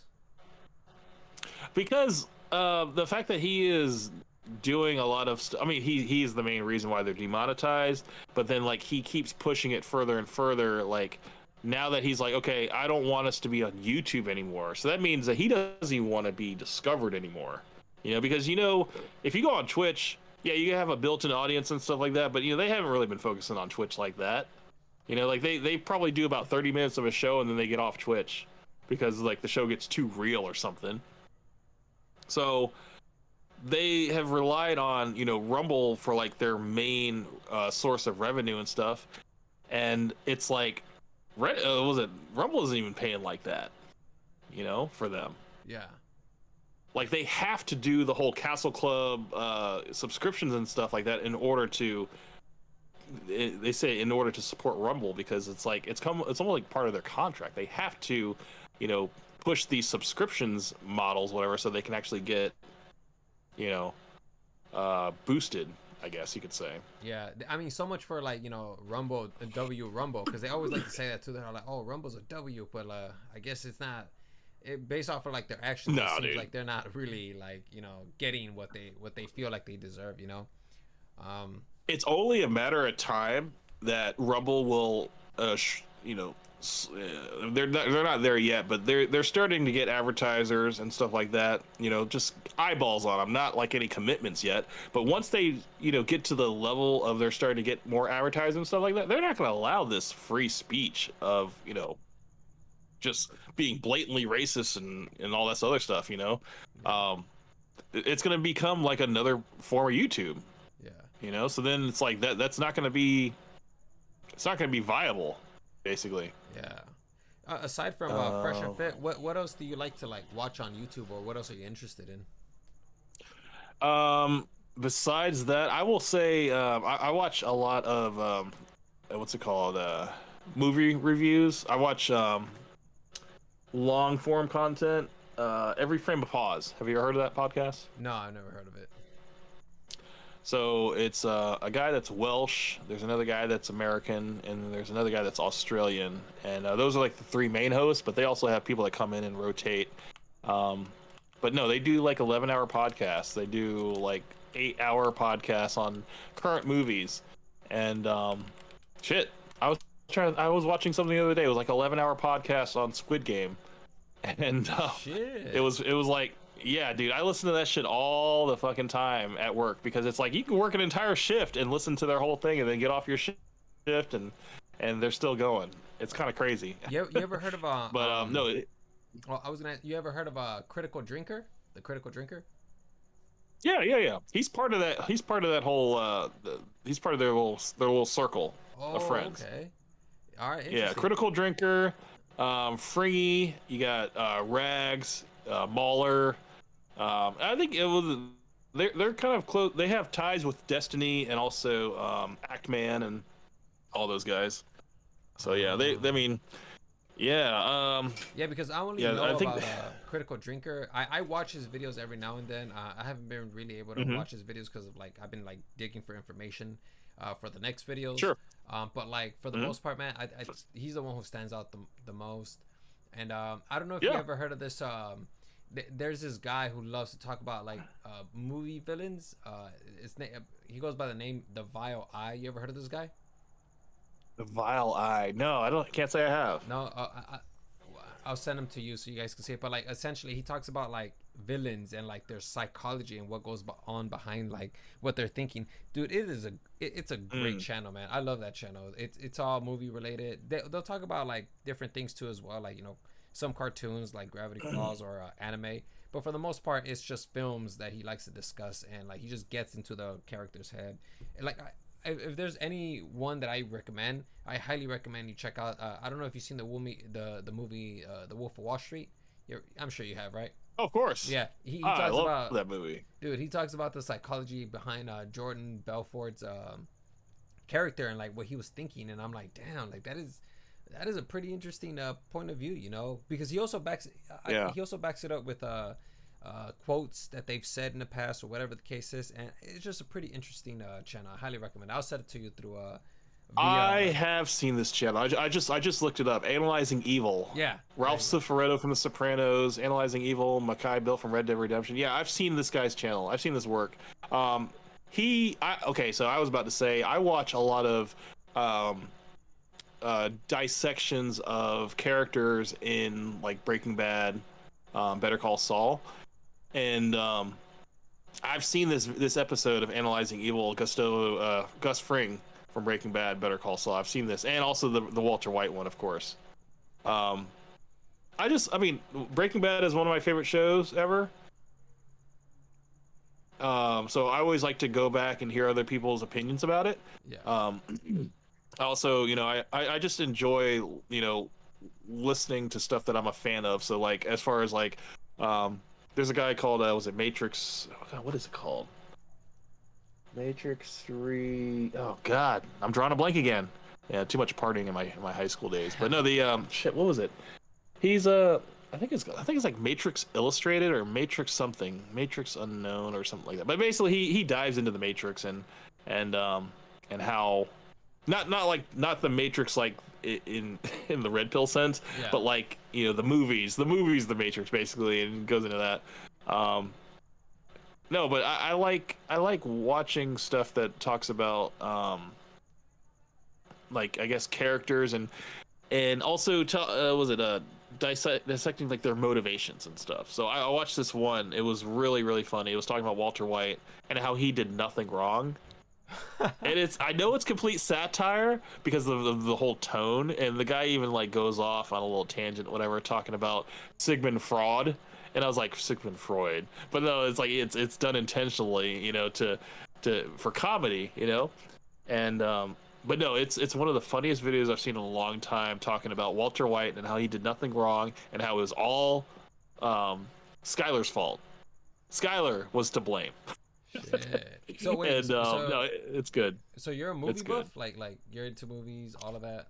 I mean, I like movies, man. I haven't seen any like, I guess any current movies. I mean, I haven't seen like any of the Deadpool, Wolverine, or whatever. I haven't seen that. A lot of those like popular movies, I'll just watch Red Letter Media, or I'll watch every frame of pause talk about it, and that's good enough for me. And it's crazy because these guys, they are not shills for these movies. Like they're not like everything this person puts out is good. They're like the critical drinker. They will say what's on their mind. They'll be honest about it. If they don't like it, they don't just say they don't like it. They go into it. Yeah. And I mean, I love that. The fact that they're just so intelligent about film theory and stuff, and like I don't know the first thing about making a movie, but I think I gain a lot of knowledge in terms of like the art direction and just the process of why characters do the ways that the things they do. It's almost kind of like a psychiatric evaluation of certain characters, and it's really enlightening, man. Like I love that stuff. Damn, interesting. So yeah, no, I yeah, love man. that too. I love like when they break down the character and they like get into it. There's some people who actually execute it pretty good, and then there's others that I'm just like, like what is this? Like I've seen I don't know the name of this guy. I think his name is the Janitor, and like he's like talking about the Joker between what's that name? What's the name of that one guy? Heath Ledger and that Oh, other Heath guy. Ledger, yeah. And Joaquin Phoenix.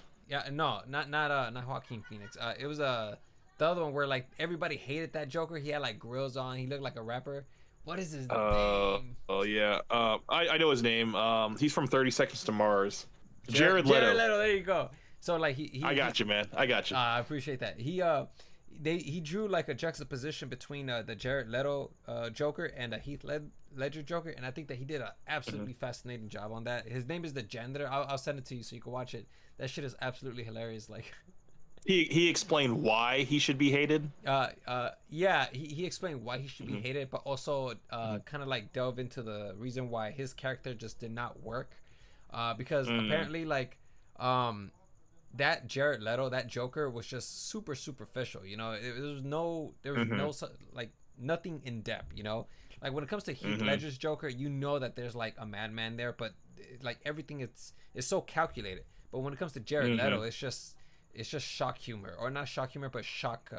Yeah, like whatever it's called, like, you know, because almost every single time, Like surface level. Yeah, yeah, exactly. surface level kind of. Yeah, But yeah, like, yeah. I think the way he broke it down was pretty interesting. I was like, damn, all right, you know, he's going somewhere with this.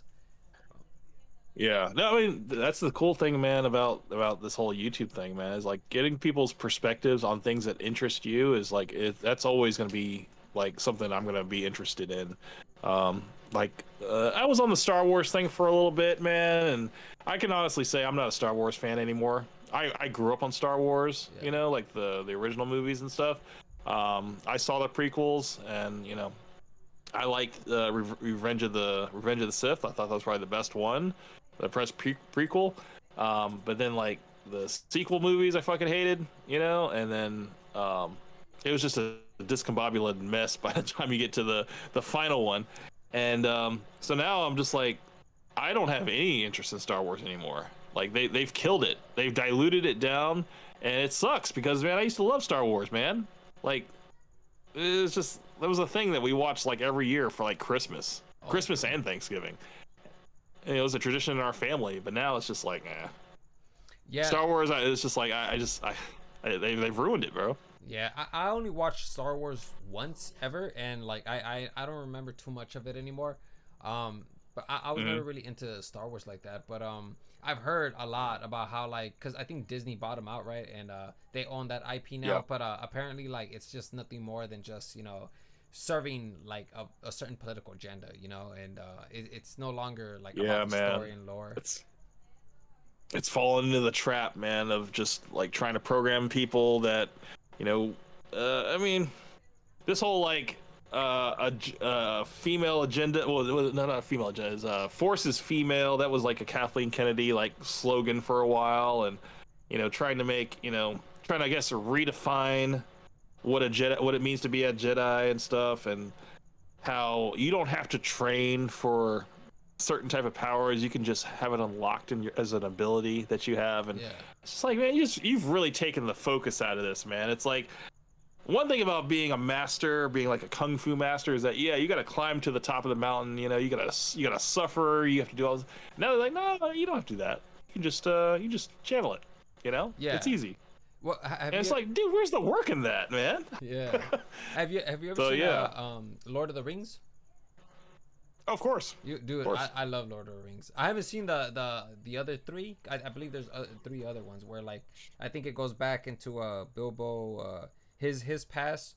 Oh yes, I haven't seen the Hobbit films. Yeah, I haven't seen. Yeah, those, I haven't seen those either. But I did see the first 3, and I was like, damn, this is a pretty good story. You know, I love this one. But yeah, no. What about let me see, what else? Are you into like Harry Potter or any of that other stuff too?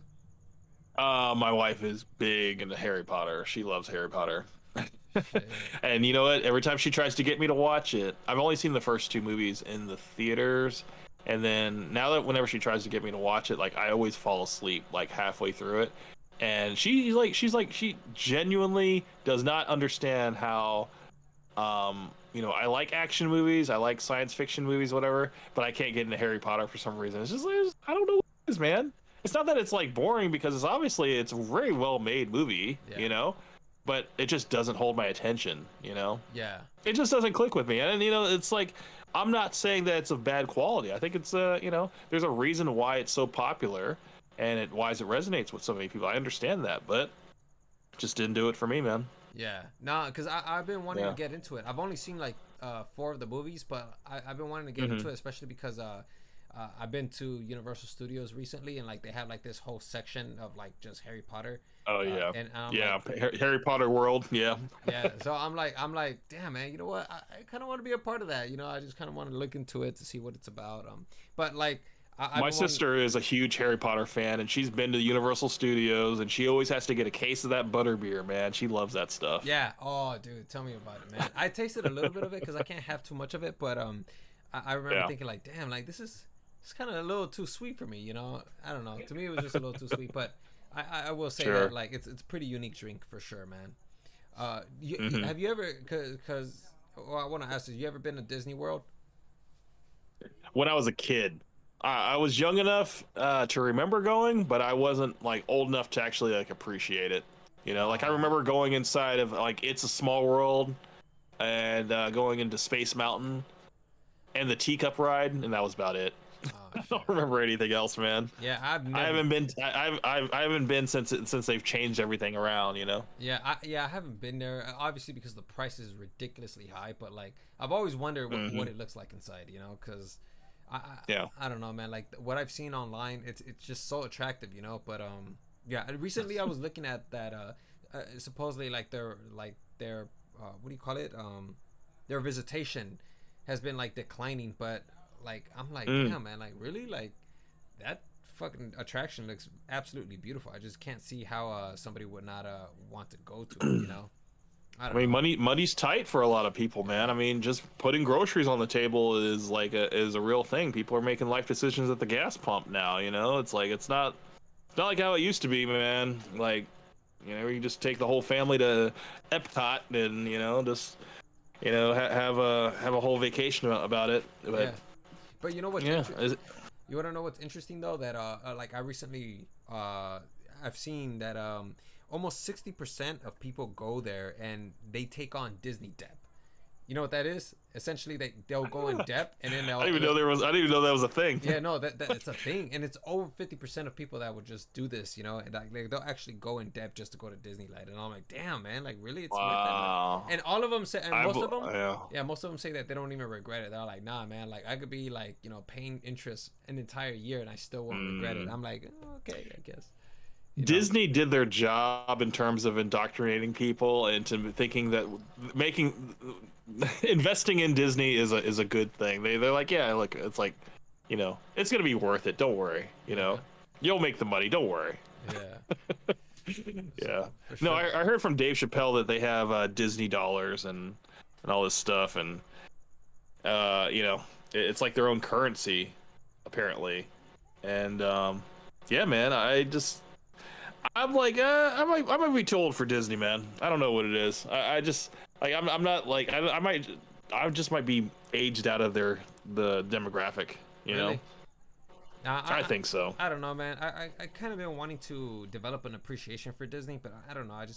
I can't find it. You know, recently like I think Hmm. they ended up releasing a trading card game, and I kind of been wanting to get into it because I see like there could potentially be some sort of like avenue for financial resources that, or to gain what's the word, to get money.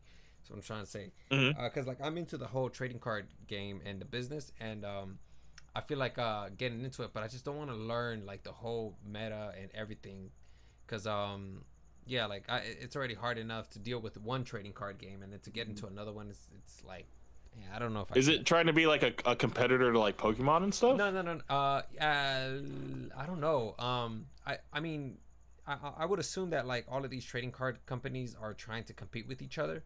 But when it comes to Sure. Disney, I don't know if like that's their goal or like their Hmm. intention. But they did release it, and you know, there's a lot of cards that are absolutely valuable. Like just one, like recently I saw this Elsa card that's like worth like more than $1,000, and I'm like, yo, like, you know, I wouldn't mind having that in my collection. You know, I feel like that one could potentially go up in price for sure. I But would not put it past Disney to try to siphon off any audience, man, of any type. yeah, because they're trying to buy up everybody, man. Oh, It's like they got absolutely. so much money, man. It's just like, come on, we're trying to own the world right now. You know, they got Marvel, they got Fox. They got I Pixar too. mean, They got everything. They yeah, literally got bro. their I hands mean, in it's everything. I mean, shit. I wouldn't be surprised if they start buying up rappers, man. And then you got the first Disney rapper. Yeah, I wouldn't be surprised. Backed by Disney, you know. It's, But it wouldn't surprise me, man. It's like, as a business, you want to increase profits. yeah, You know, you want to have profits every year. You want to be doing better every year, and the way you can do that was with new ventures, of course. right. So I don't know. Maybe they see Pokemon as a viable market. You know, there's a market share that they could probably ease themselves into. Disney is a very popular brand, a worldwide recognized brand. Why wouldn't they? Who wouldn't want an Elsa trading card? You know, who wouldn't want, a Mickey Mouse silver card? You know, with a nice little shiny reflective casing and stuff. I mean, this the thing is, it's like perceived value has always been a thing, and rarity, artificial rarity, has also been a marketing tactic, as far as limited quantities and creating like a what's it called? What's the word? A A demand. shortage. Oh, yeah. Demand. Yeah, I mean, whenever there's a shortage, there's always a higher demand for it, and it's like the whole Nintendo aspect. When Nintendo comes out with a new console, everybody goes crazy about it. Everybody buys it all up. You can't find it for like the first 9 months, whatever. Then holiday season rolls around. They get a couple ones, but you don't get enough to, like the whole PS5 thing. Like when PlayStation, when PS5 came out, you couldn't find one for the first like year and a half. Yeah. Now they're everywhere. But before, yeah, that shit was like, it was crazy. And then I talked about this on my channel, how PlayStation 5 was supposed to have like a 5-year cycle, and you couldn't find the console for like damn near 2 years. And I think that's horrible in terms of marketing, because there's a lot of money that you're leaving on the table for potential buyers. Yeah. And because you want to create this demand, and just I don't know, I don't, there's just like, you gotta give and take. And I think there's a smart way to do it, and then there's just a greedy way, and then there's just a stupid way.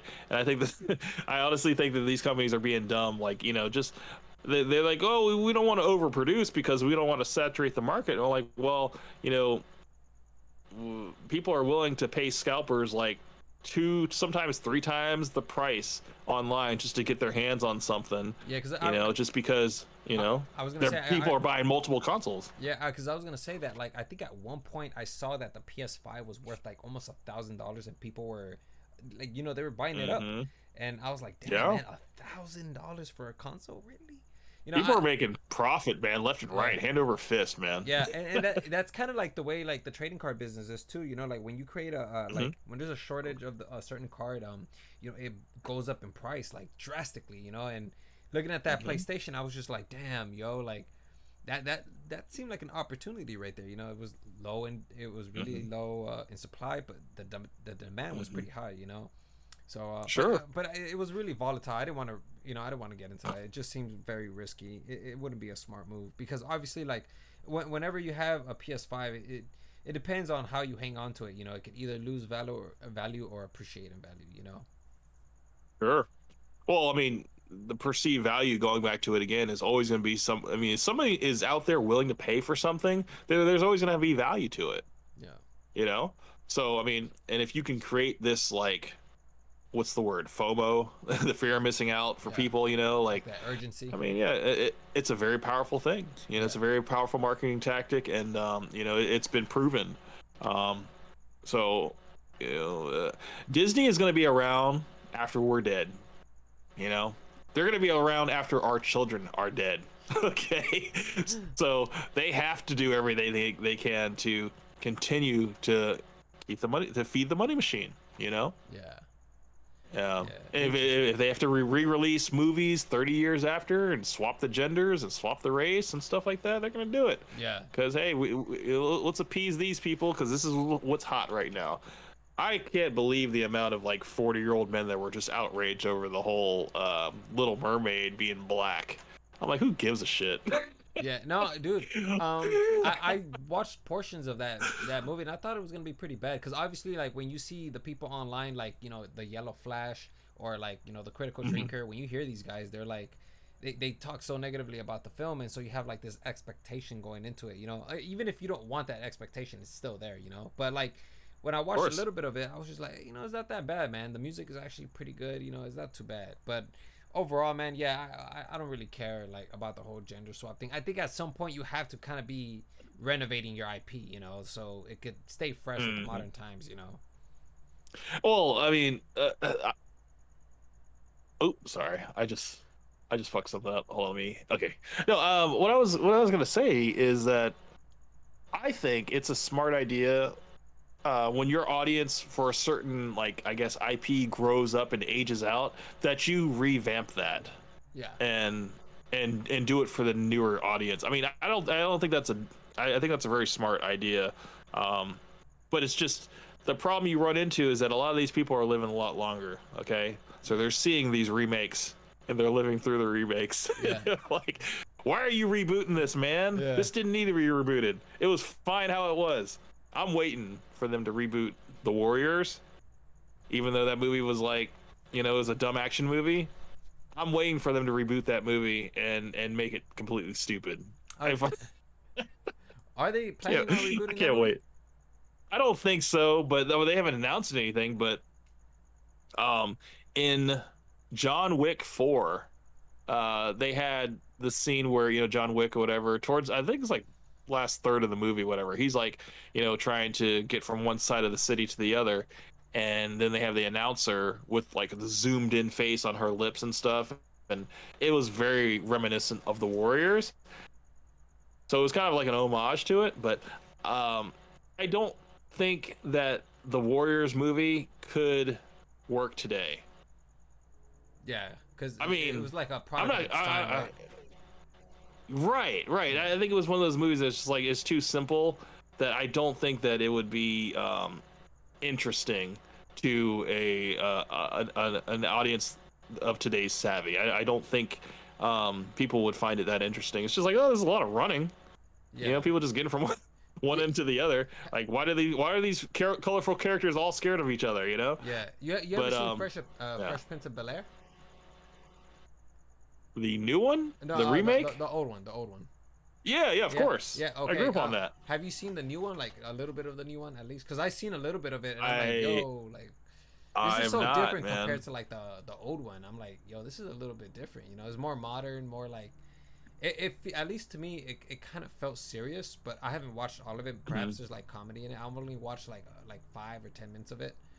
But I remember thinking like, Right. damn, this feels like very serious. Like it's definitely a different tone, different setting for sure. Mm.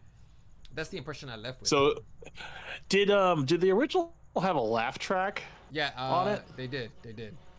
Okay, okay, yeah, because I was for some reason I'm trying to like I'm getting all my shows from the '90s mixed up because I know laugh tracks were really popular, and I know for sure that Fresh Prince was definitely like a comedy show.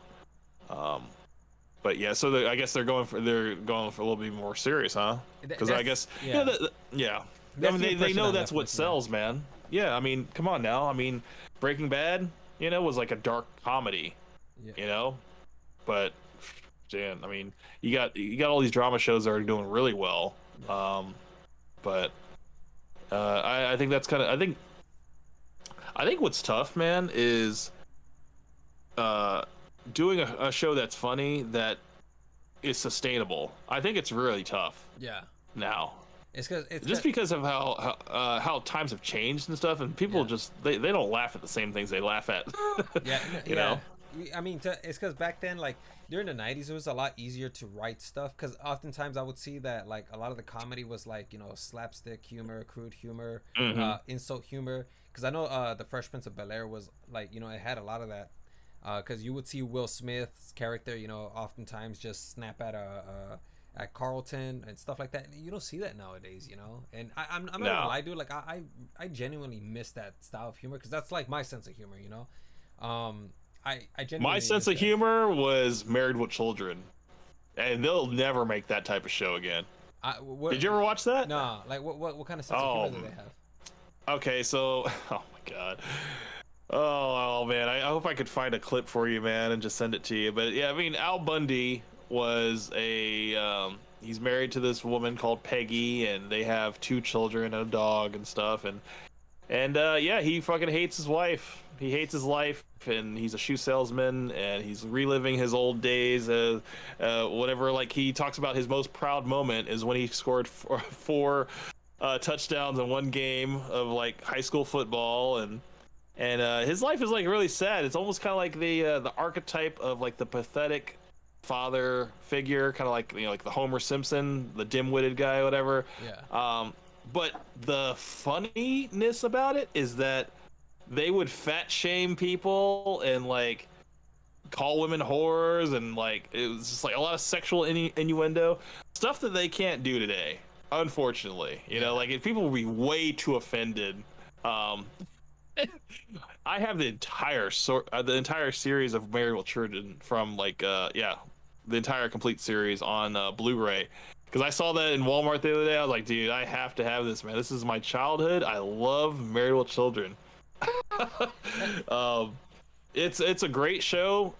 It definitely could not. I mean, it's too offensive, man. Married with Children. Like oh, okay. yeah. I was gonna say, let me see if I can find something for you to watch. Yeah, oh yeah. You're already on it. I want to say, just type in "Married with Children" too fat. On too YouTube? fat, or yeah, on YouTube. I'm gonna see if I can find it too while you're looking for it. I'll see if I can find it. Married with Children. Too fat. Maybe like there's like a shoes. Children. Is it one of these Al Bundy fat jokes? Probably, yes. All right, let me go ahead. Yes. That's. Roasting fat women. There it is. Al Bundy roast. Watch this. You could. Oh, dude, this is good. I'm gonna go ahead and play it. All right, you watching? I'm watching, bro. All right, let's do it. Let me know if you can't hear the sound. Whoa, Bundy! Remember me, Bundy? No. The one you insulted? I'm sorry, ma'am. You'll have to be a little more specific. Yeah. You made fun of my weight. You called me a giant seal. I cannot hear the sound, just so you know. You can't? Oh, let me see. Oh, I know why. I think I know why. It's because I lowered it. All right. 4 elephants. I Can had you hear now? a rhino, wanted some flip-flops, had a manatee. No. You still can't hear it? No. Married with Children too fat. Let me take a look at it. Hang on. It seems like everything is fine. I don't know why it's not Huh. That's odd. Let me see.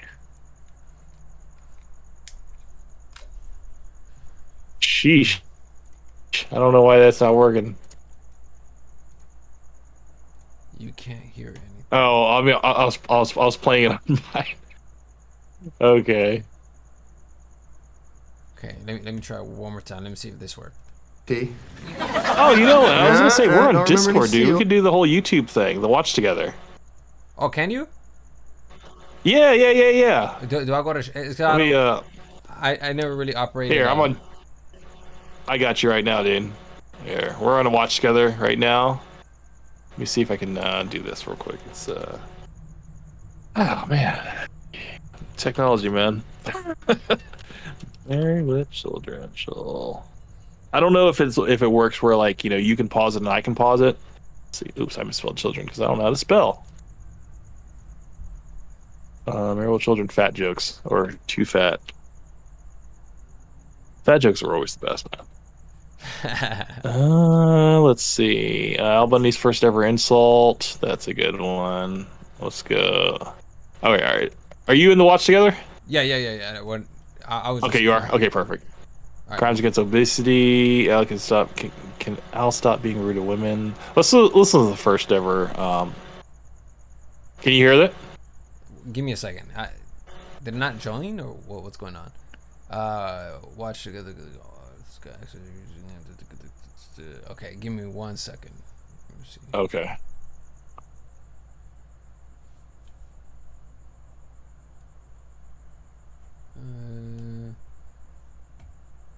Okay.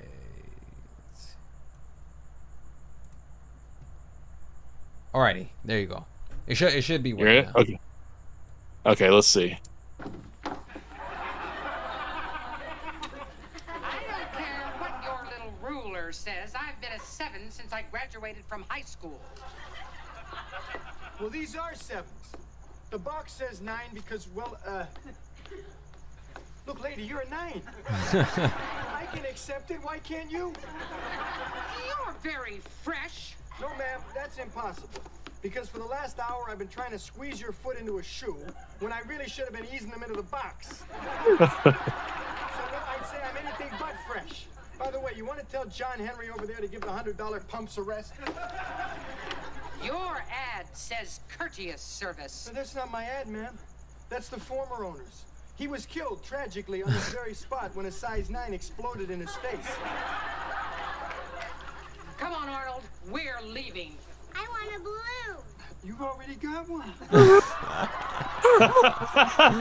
Yo, that's crazy. Man. It's just like, you know, like I love that snarky type humor, and it's just like it's not present today, man. Like it's not.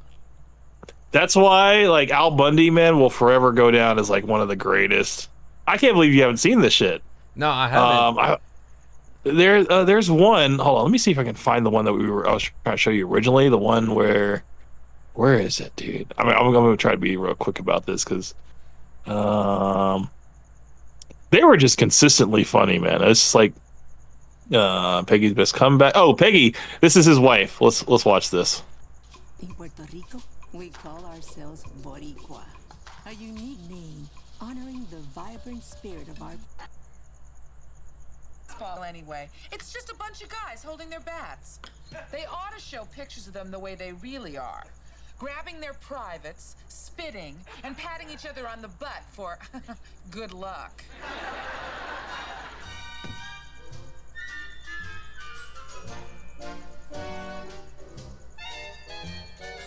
Open up! We know you're in there!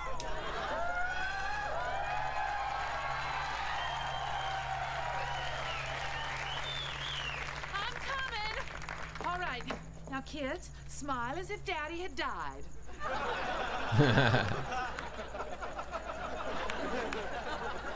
Okay.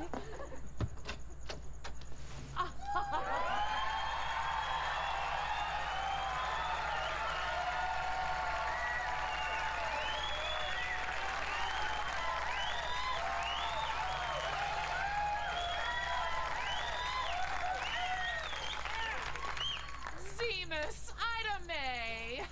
Peggy, you look good enough to eat! What if I want to see if I don't think was it because Peggy, she's good. Oh, okay, she's about to play off of Al right here. So that's basically it, dude. Like that's like I could. I mean, this is like a 12-minute video, so like you have to keep going. But like, I loved watching like just insult humor, and this is the kind of shit. This is how like I can roast fresh and whatever because like I grew up like. My mind was shaped by shows like this, you know, where it's just like quick comebacks, witty as hell, and funny as fuck, you know? Yeah, no doubt, man. Like that's what I ended up. Well, I mean, I'm sure that you know, being around a circle of friends too that had this like type of humor, you know, it also fostered that too. Because I know that a lot of my friends were like they have that sense. Even like friends nowadays that I have, like as soon as we see each other, we just immediately like just you know like. Oh, bro, you're fat, you know, or like you're skinny, you're short, you know, like we already on it, you know, we already know what's up. So and that's the thing. It's like you dish it out, and if they dish it back, it's like it's almost kind of like a handshake, man. And it's like your true friends are gonna truly give it back to you, and the people that get butthurt, they were never really meant to be your friend in the first place, man. That's how I look at it, at least. Well, I mean, when it comes to certain people, I tend not to like, cause I know a lot of my women friends, they can't dish it the way like this. Very, very few can actually do that. But usually like I don't say anything to them. Usually the only ones I like to insult are the ones that can actually dish it back because you know I like when somebody gives me like something funny, you know, cause that's kind of like me, you know, like I've had friends too that like have or former friends that have tried to go at it with me, and then like, you know, we'll go back and forth, but then like they'll just keep going and going and going, and I'm like, all right, bro, like, you know, it's not that serious, or just relax, you know. Right. There'll be other people that just, they feel like it's a competition, and they'll just like try to one up you, and to me, I'm just like, bro, it's not a competition, like, you know, just laugh. That gets like, exhausting. Yeah. Yeah. Like, you know, have a good time with it, you know. It doesn't have to be. It doesn't have to be. It doesn't have to be a competition, man. No, I agree with you, man, 100%. And I think that's you know, I think it just over time, man, you get more and more mature, and you start weeding out the people that are not of value of your life. They just, if you understand that people, you know, some people are just stagnant in their life, and some people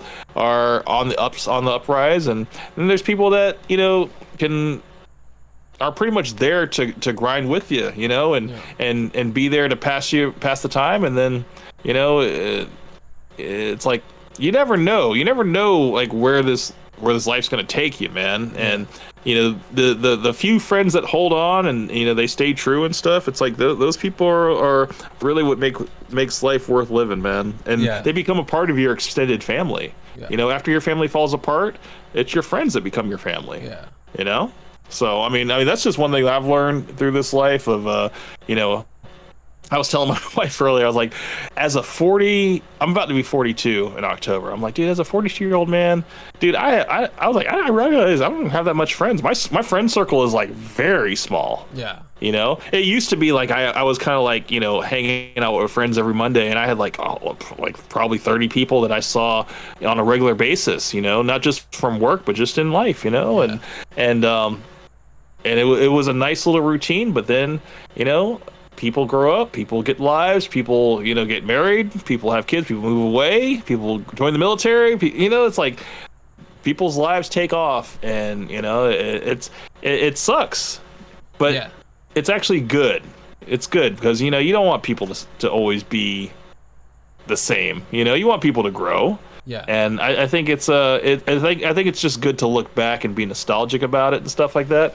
But I don't know. I just make a joke about it. I make a joke about it to my wife. I'm like, yeah, I have no friends. All I do is work. Yeah. No, dude. I think that if you leave like a good impression and like a good impact on people, like people come back to you, you know. And that's kind of what I've noticed. Oh yeah, all the time. Yeah, because that's kind of what I noticed with you know, my friend group. You know, like I never like, you know how like we talked about that, like a lot of this stuff is just kind of automatic.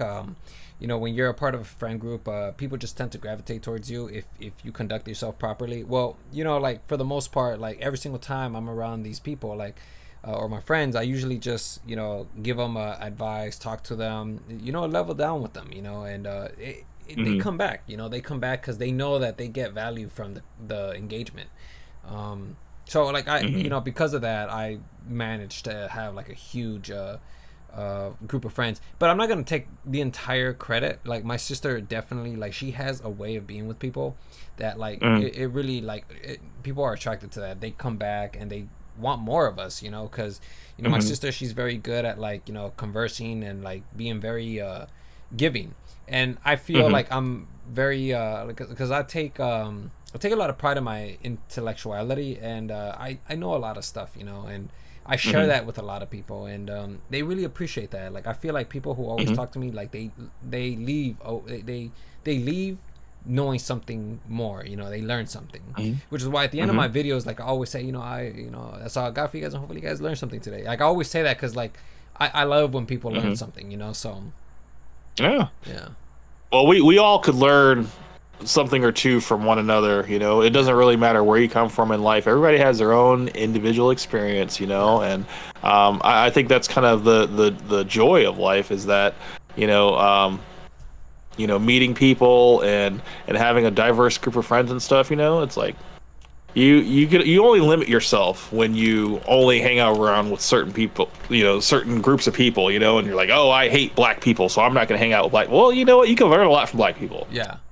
You know, or you can learn a lot from white people, you know, and you know, that's the thing. Like I've always had a diverse group of friends, you know, and it's really just based off of individuality, you know. Yeah. It's not based off of like, oh, this tribal aspect of, you know, it's like, oh, you got to be an FBA, man, or, you know, you got to be, you know, you got to be Asian, you got to be, you know, full on Chinese, or we're not accepting you, or whatever and stuff. It's like, nah, man. It's like, yeah. Or you got to be a Democrat, or you got to be a Republican, or you got to be a liberal, or whatever. It's just like, man. Yeah, you don't even. Life know, is too short, man, to limit yourself like that.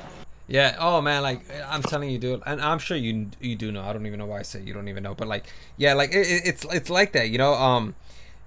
Dude, like so many people nowadays, like I'm sure you know, especially because election season's coming. Like, there's so many people that just hate Democrats, you know, and I can definitely understand why they dislike or hate. Well, okay, maybe not hate, but like I can understand why they dislike Democrats, you know, because I've had my experiences with Democrats, and yo, man, like a lot of them, it's just like, dude, like it doesn't even have to be like that, you know. Like I've even my own friend group, like I've had like Democrats like try to tell me like that's wrong, and I'm like, dude, like you don't have to stand on this moral high ground. Like doesn't it get tired just being all the way up there? Like sometimes don't you want to just come down and just like enjoy the camaraderie, you know? But like you know, Democrats can be like that sometimes, and it sucks, you know. But I'm not gonna sit here and say that like, you know, Republicans are any better, because sometimes Republicans, like, they can be pretty harsh, you know.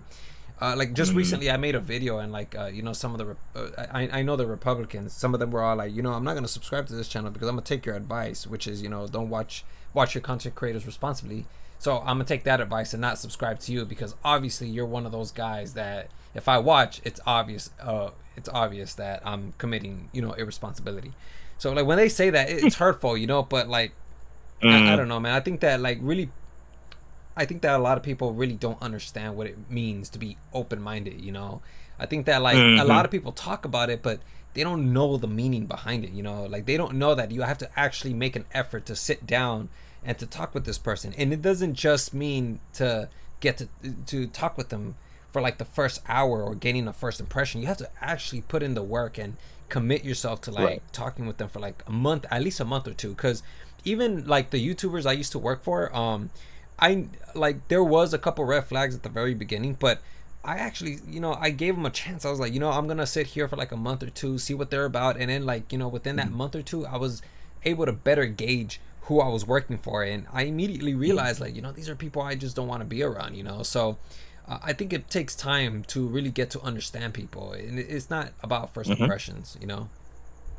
I think a lot of people don't really first impressions. People get hung up on first impressions, you know, and I think that's kind of what taints the rest of the conversation. You know, they'll sum a person up, you know, in one conversation, and they think they know them, and or you know, they see enough traits in them that they're reminded of someone else, and they're like, oh yeah, I know where this person's coming from. You know, I've dealt with this before, and I think that's not right. It's the wrong mindset. You know, I think it's kind of, there's a little bit of a bullheadedness that comes along with that, you know, type of arrogant attitude, thinking you know it all, or thinking that you've seen it all. You know, just goes back to the whole, you know, people that think they have all the answers. They're usually full of shit, man. Yeah, man. But when somebody's you know, yeah, when somebody's that confident, it's like, come on, man. Like you don't even find it suspicious that you're this confident. Like your confident level is beyond the scale of 1 to 10. You know, it's at 100. And I think you should really check yourself for that. You know. You asked me about Destiny earlier. Yeah. And yeah, I mean, I do think that he is he's a very fast talker. I would say that he is I don't know if he's well researched. I would say that, you know, he definitely, he reads a lot, and he does spout a lot of points that, you know, are, you know, I guess could be backed by studies and stuff. I think he's well versed in a lot of, you know, topics that he chooses to go into. I don't ever think there's been I don't think I've ever seen a conversation with him where he was like ill-equipped. Yeah. I don't know. I don't know if you've seen one, but I think he just goes up against people that, I don't know, maybe are they think they have like such a what is that, not a god complex, but like a they think that he's like way up here, so they kind of have almost like a reverence for him, you know. Yeah. But I think he's just you know, I think Destiny is a pretty level-headed guy. he might have certain views about certain things that I don't agree with, but you know, you're never gonna agree with 100% of what people say. But you know, I think when it comes to his views on like red pill stuff, I think it's pretty funny because he does echo a lot of sentiments of, no, it doesn't have to be like that. You know, it's like he's like, you don't have to sleep with a woman to know what a woman is. You know, to know who a woman is. You know, it's like you could get that from a conversation. You know, you could get that from a year of long distance conversation, of just conversation. You know, and that, I think that's kind of a thing that doesn't really happen nowadays. I don't think that a lot of relationships are formed on the basis of communication alone. Like, it's usually just like, oh, you're hot, let me talk to you, let me see if I can you know get this number, let me see if I can get something going with you, whatever. Whereas like if you went in there with no intentions and just like you just chatted, like you said, you know, just get to know someone, really take the time to invest the time into someone and really figure them out, you know, it's like you'll have a better overall understanding of who this person is and, you know, what they're all about. And I think you can better move, you know, forward with that person rather than just being surface level and just being like, oh, you're hot, you know, let's see if we can get something going, you know. Yeah. And I just think it's a very elementary response, you know, and I think it's kind of lost on today's youth because people don't know how to talk anymore, man. People don't have the patience to talk anymore to get to know people, man. It's like, look, I just want to let me just get your Instagram, man. I want to see what you're all about, and then I can make my own judgments on my own, you know. Yeah. And it's like, damn, dude, it sucks that, you know, first impressions are everything, man. And it's not like, it's like, hey, man, if you're a guy out here on and you know, you're trying to, you know, you're trying to look your best, I guess, as a single guy, you know, people are saying, oh yeah, let's you know, you got to make sure that you have professional photos, that you are, you know, you're in the photographs, like leading the boardroom, you're, you know, you're on vacation, you're looking out on an airplane, you're like, you're displaying high value, you know, traits and stuff. Yeah. And you're displaying a life that, you know, that women would want to be a part of. And it's just like, man, this is all fake, man. It's like you're just showboating, man. It's like just, I don't know, and I think that's why people were just like, dude, I don't understand your Instagram. I understand, like, I got a lot of people that like flooded my Instagram after the whole Fresh and Fit thing, and they're like, I don't understand why you're just like this normal guy with a family, and you know, you go on Fresh and Fit and you like rip them a new asshole, and then you go celebrate Valentine's Day like nothing ever happened. I was like, bro, this is another day, man. You know. Yeah. I'll tell you, I wasn't trying to like rip somebody's asshole. I was just trying to like, you know, do what I do. Yeah. But no doubt, dude. Like when I saw that, it was pretty iconic, man. Like when I heard that, I was like, I have to make a video on this, man. You know, bro, nobody's your video and I think his name is Edgelord, right? Eventual Warlord. Eventual Warlord. Like when you guys, like, out of all the people that I've seen, your videos stand out the most, you know. There have been other videos too as well that like I've seen, but yours and Warlords like are like the number one that like I see get cited a lot, you know. So because believe it or not, your video, the way I found you wasn't through, you know, the caller, like that video where like they posted. Like I saw you on some other guy's channel and I was like, what? No way this guy like made a video on him. I think you were featured on. Do you know a guy named Araco TV? No, I don't. I'll show you. I don't. At this point, I don't remember the video, but I think I remember seeing you in this channel. Araco TV. This guy. He's like 1 million subscribed YouTube channel. I don't remember where you came out, but like I remember because this guy talks about like the red pill, all of that. Sometimes like he kind of agrees with them, you know, but like sometimes he'll talk about some of the clips and then he'll be like, yeah, don't be a dummy, you know, like something like that. And I think that this is where I found you. And then I was like, no, really? Yeah. And so like when I saw you here, I was like, oh, dude, like I gotta go find the original, because like I'm like a big believer in like, you know, if you're gonna make a video, you have to go find the actual source, you know. So Sure. I went to go look for you for your video, and believe it or not, I found your Instagram too. But at the time, I didn't really know you like that, so I found what I needed, and I used you as a source, you know. And I was like, oh, like check this video out, man. This video is absolutely hilarious, you know. And it was a really popular, it was a pretty good video for my size at the time, you know. Like I'm 800 subscribers right now, but like, you know, to get like 2,000, 3,000, that's like, to me, that's like, damn, man, like that's a lot of views for me. And they got like a good amount of views when I showcase your video. Well, I can tell you, on Raw Reality, that video that he basically he ripped from Rumble and put it on YouTube, that is his most popular video by far. I don't know if you've seen that. No. Like if you type in Raw Reality, that is his. That's the guy that did it. You just go to videos, and then, well, it should be at the very top anyway for like his most popular.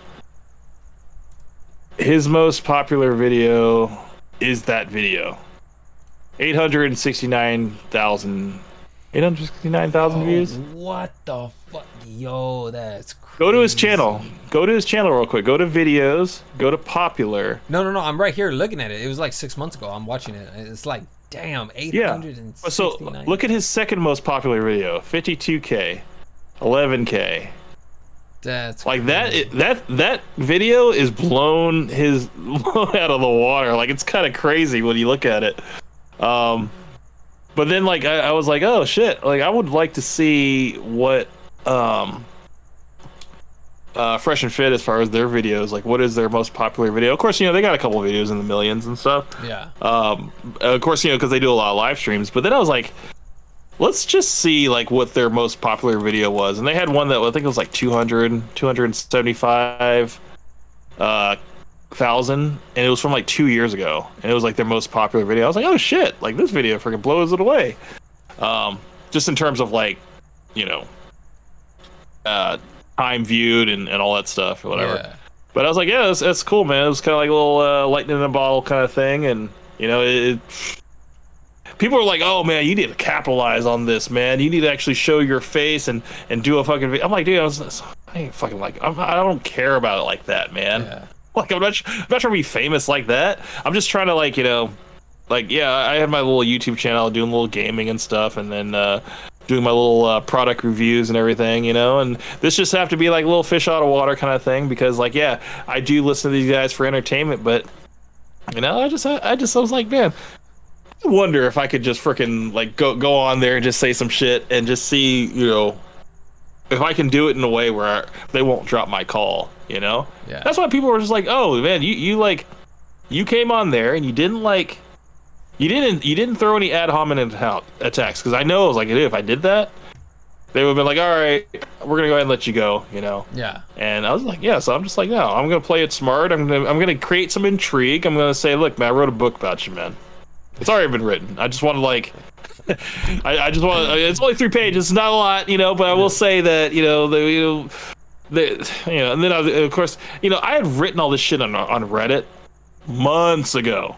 Okay, and I think, you know, you already know the context about, you know, the whole Duke the Don thing or whatever. Like, that spawned from a comment I did on his channel. Then I posted that picture on Reddit, and that was like months ago. And then I finally got on the talk show. I was like, you know what? Let's see if I can bring this joke online and see how it goes. And yeah, this one guy, god damn it, I don't remember his name. He was one of the guys that talked about me. His fuck, I can't remember his name. I can't remember his channel. It sucks. But yeah, he was like, dude, this guy should be a fucking comedian, man. Because just the way that he like says it, like the fact that you can laugh at it is, you know, it's just funny because it's true. And then Duke Don fucking did a video on me, man, and I was like, shit, we've come full circle. That's funny, man. So yeah. So I mean, it was cool, man. And you know, people were like, oh, dude, you need to. One guy said to me recently, he's like, man, I would pay you. It's like, you would make millions of dollars. He's like, I would pay you to tell me about my life and where I'm going, and if I'm fucking up. And I was like, man, I was like, there's a guy already that does that. He's like, who? I'm like, Wes Watson. Ah, he does, huh?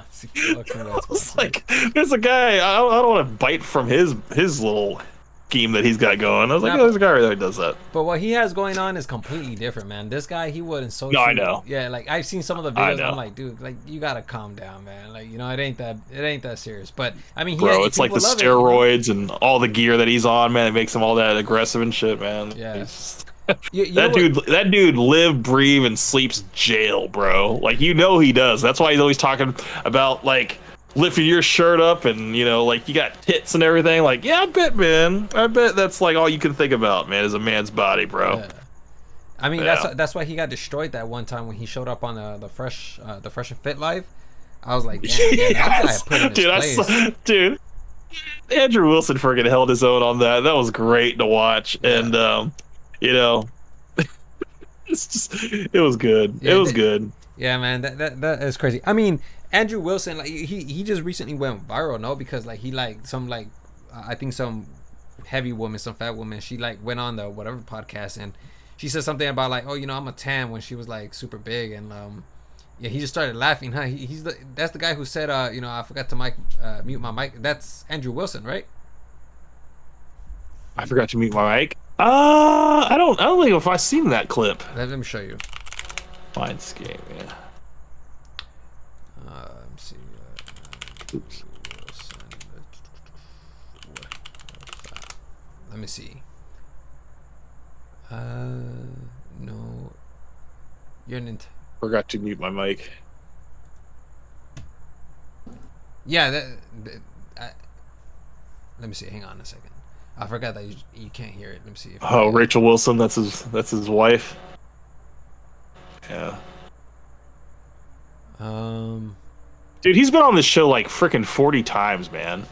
he might as well just be a regular on the damn show.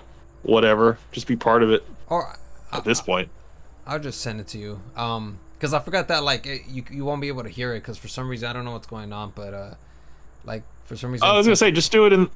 Will it work in the watch together? Do that. Let me see. Screen. Right there.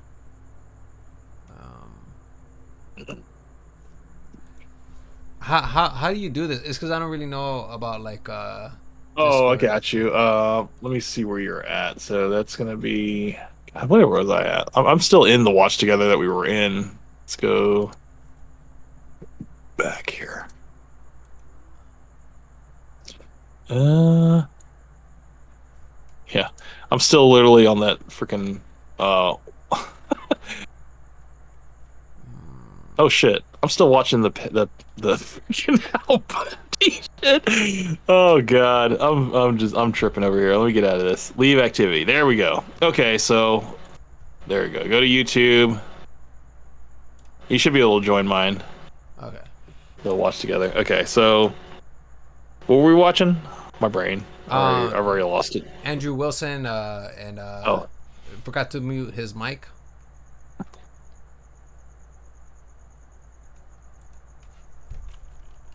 All right, let's see.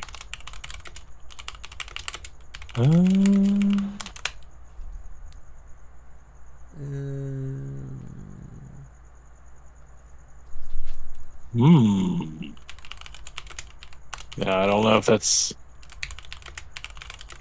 I don't know if this is the words. Forgot his music mic. Or did you say fat shaming? Maybe was the girl fat? Yeah, oh yeah, she was pretty big. 4x4 debate. God, Andrew Wilson versus. No, is that it? You feel to know that. Wait, is this it? Is that it?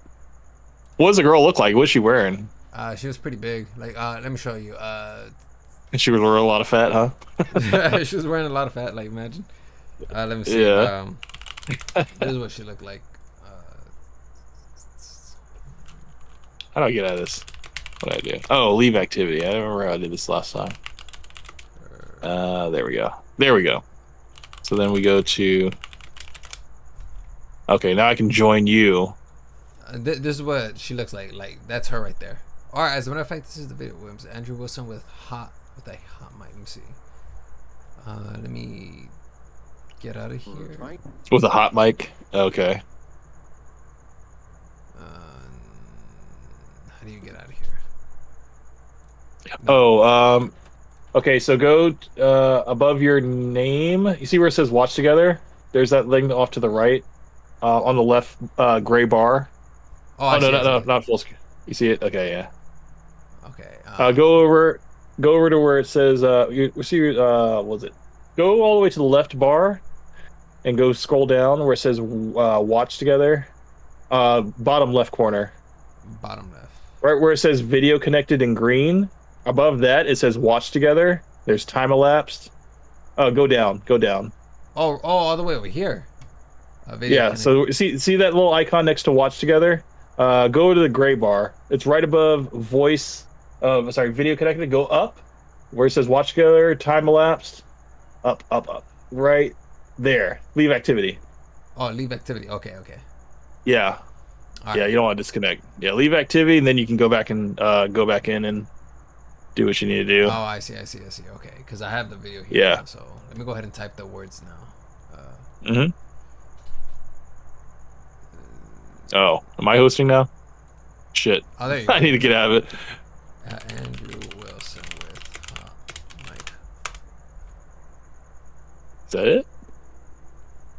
Oh yeah, you got it. It's not here. Huh.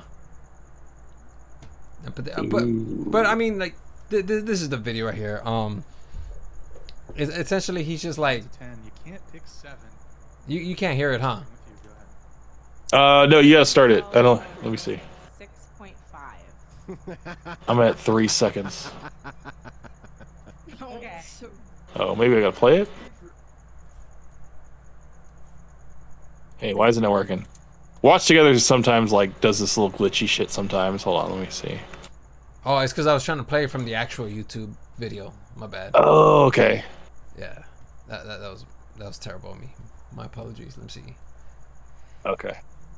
Yeah, it's not showing up here for some reason. As a matter of fact, I'll send it to you, and then you can watch it. But that's the guy, okay. Andrew Wilson, that put. This is the chick in white right here. This is the one that I guess she said something or whatever. I guess like he didn't know his mic wasn't muted.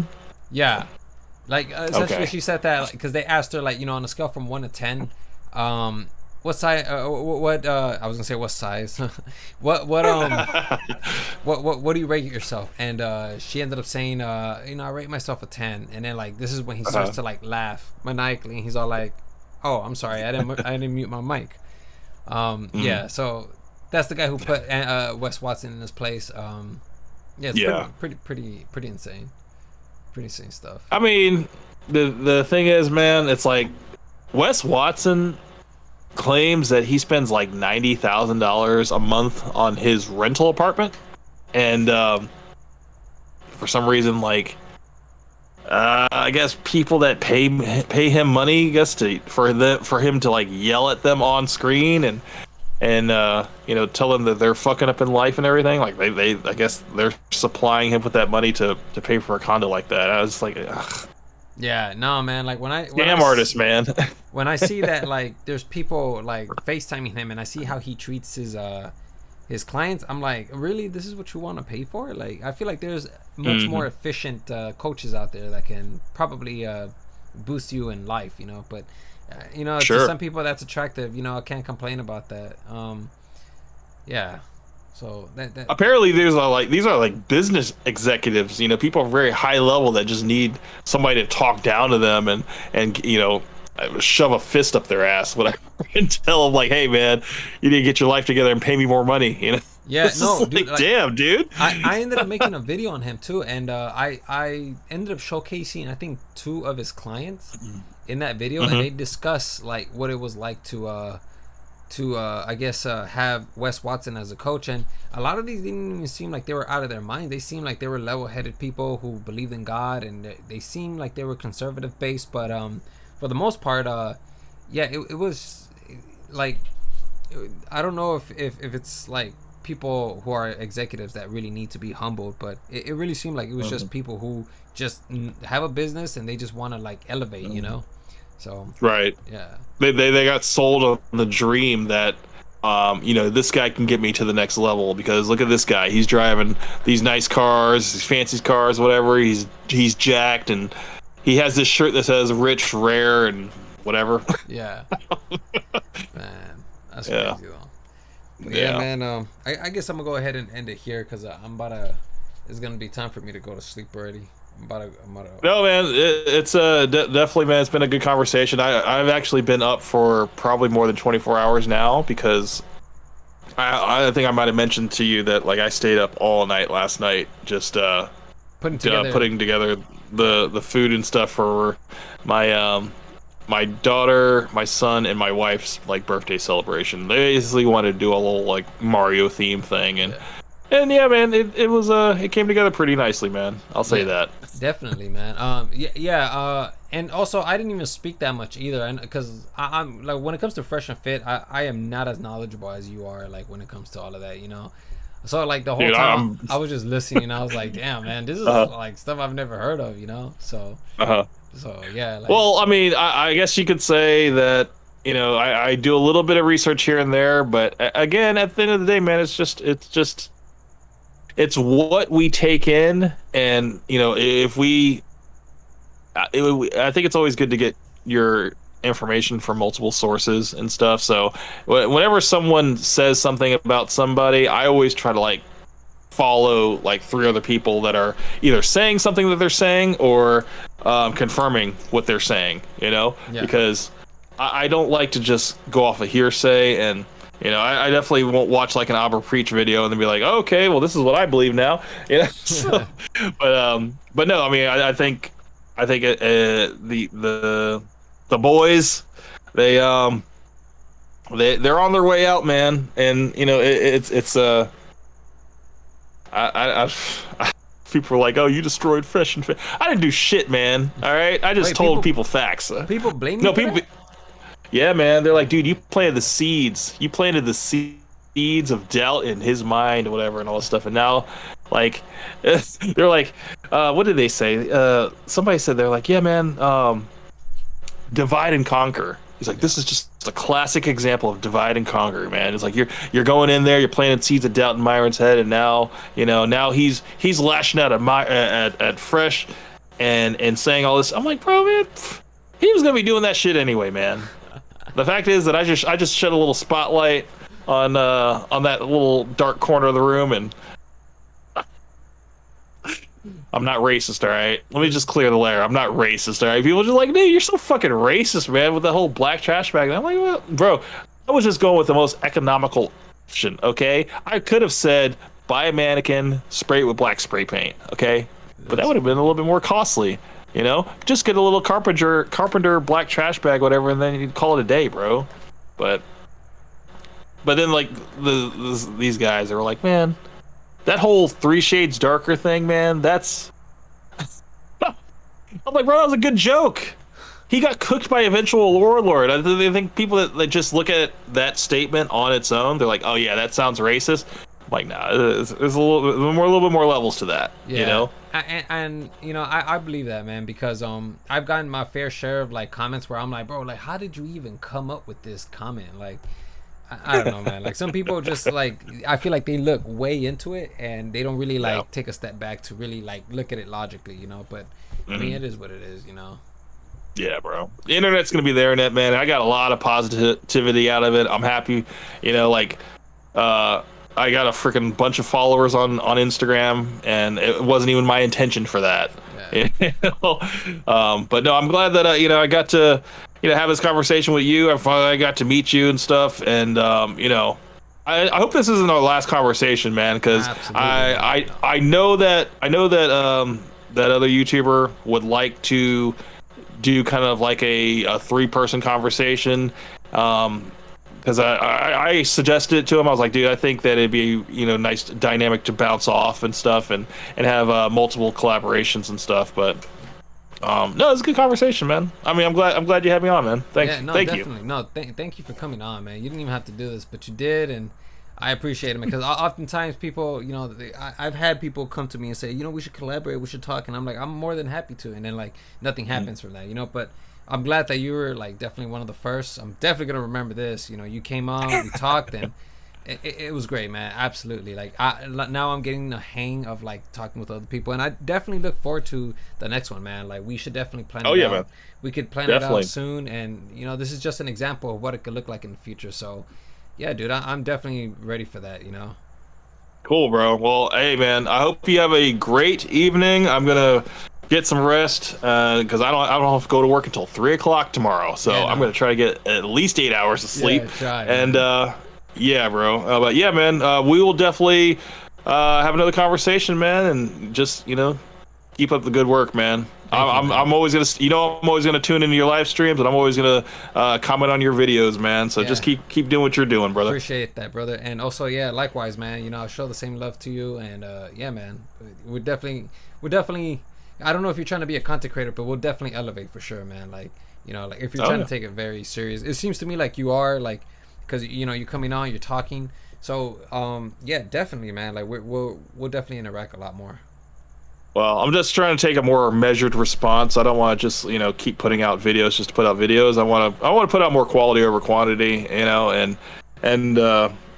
I definitely think that more collaborations are on the way. A lot of people want to have this conversation with me, and I'm willing to give it to them, but the schedule has to line up. That's what it is at the end of the day. Yeah, for sure, man. Alrighty then. Well then. It was great talking with you, Camp. Yes, really sir. Appreciate it, man, and I look forward to the next one. Yes, sir. You guys take care, man, and you guys make sure you like this video. Yeah, and we'll. Please follow CAMPHUSTLE1, man. Like this guy, if you want to see more roasts from Camp about Fresh and Fit, like this is your man right here, man. And he's probably gonna be innovating and bringing out new content. So stay tuned for that as well. Yeah, man. All right, you guys have a good night. Likewise. Take care, brother. All right, brother. Bye. Yo, that was sick, man. I enjoyed it. Absolutely enjoyed it. So yeah, man, I'm probably gonna end the my camera died too. It's overheated like multiple times. So yeah, man. Anybody watching this, I hope you guys enjoyed this. Definitely. I'm definitely gonna do many more collaborations like this. We're definitely gonna talk more with people, and definitely gonna interact with Camp a lot more. So yeah, so I'm gonna go ahead and end it here, guys. I know there's like 2 people. I thank you guys for sticking around, and if at any moment this stream was blurry or was delayed in any way, then I tried. I already got an Ethernet cable connected to this computer. I don't know what else I could do, so I know that like before I had the Ethernet cable, it was like dropping the connection, but now it's we're here in this position. So yeah, I'm gonna go ahead and end it here, guys. Thank you guys for tuning in, and yeah, man, that's pretty much it for me. I'm about to go to sleep right now. It's already really late, so yeah, good night, guys.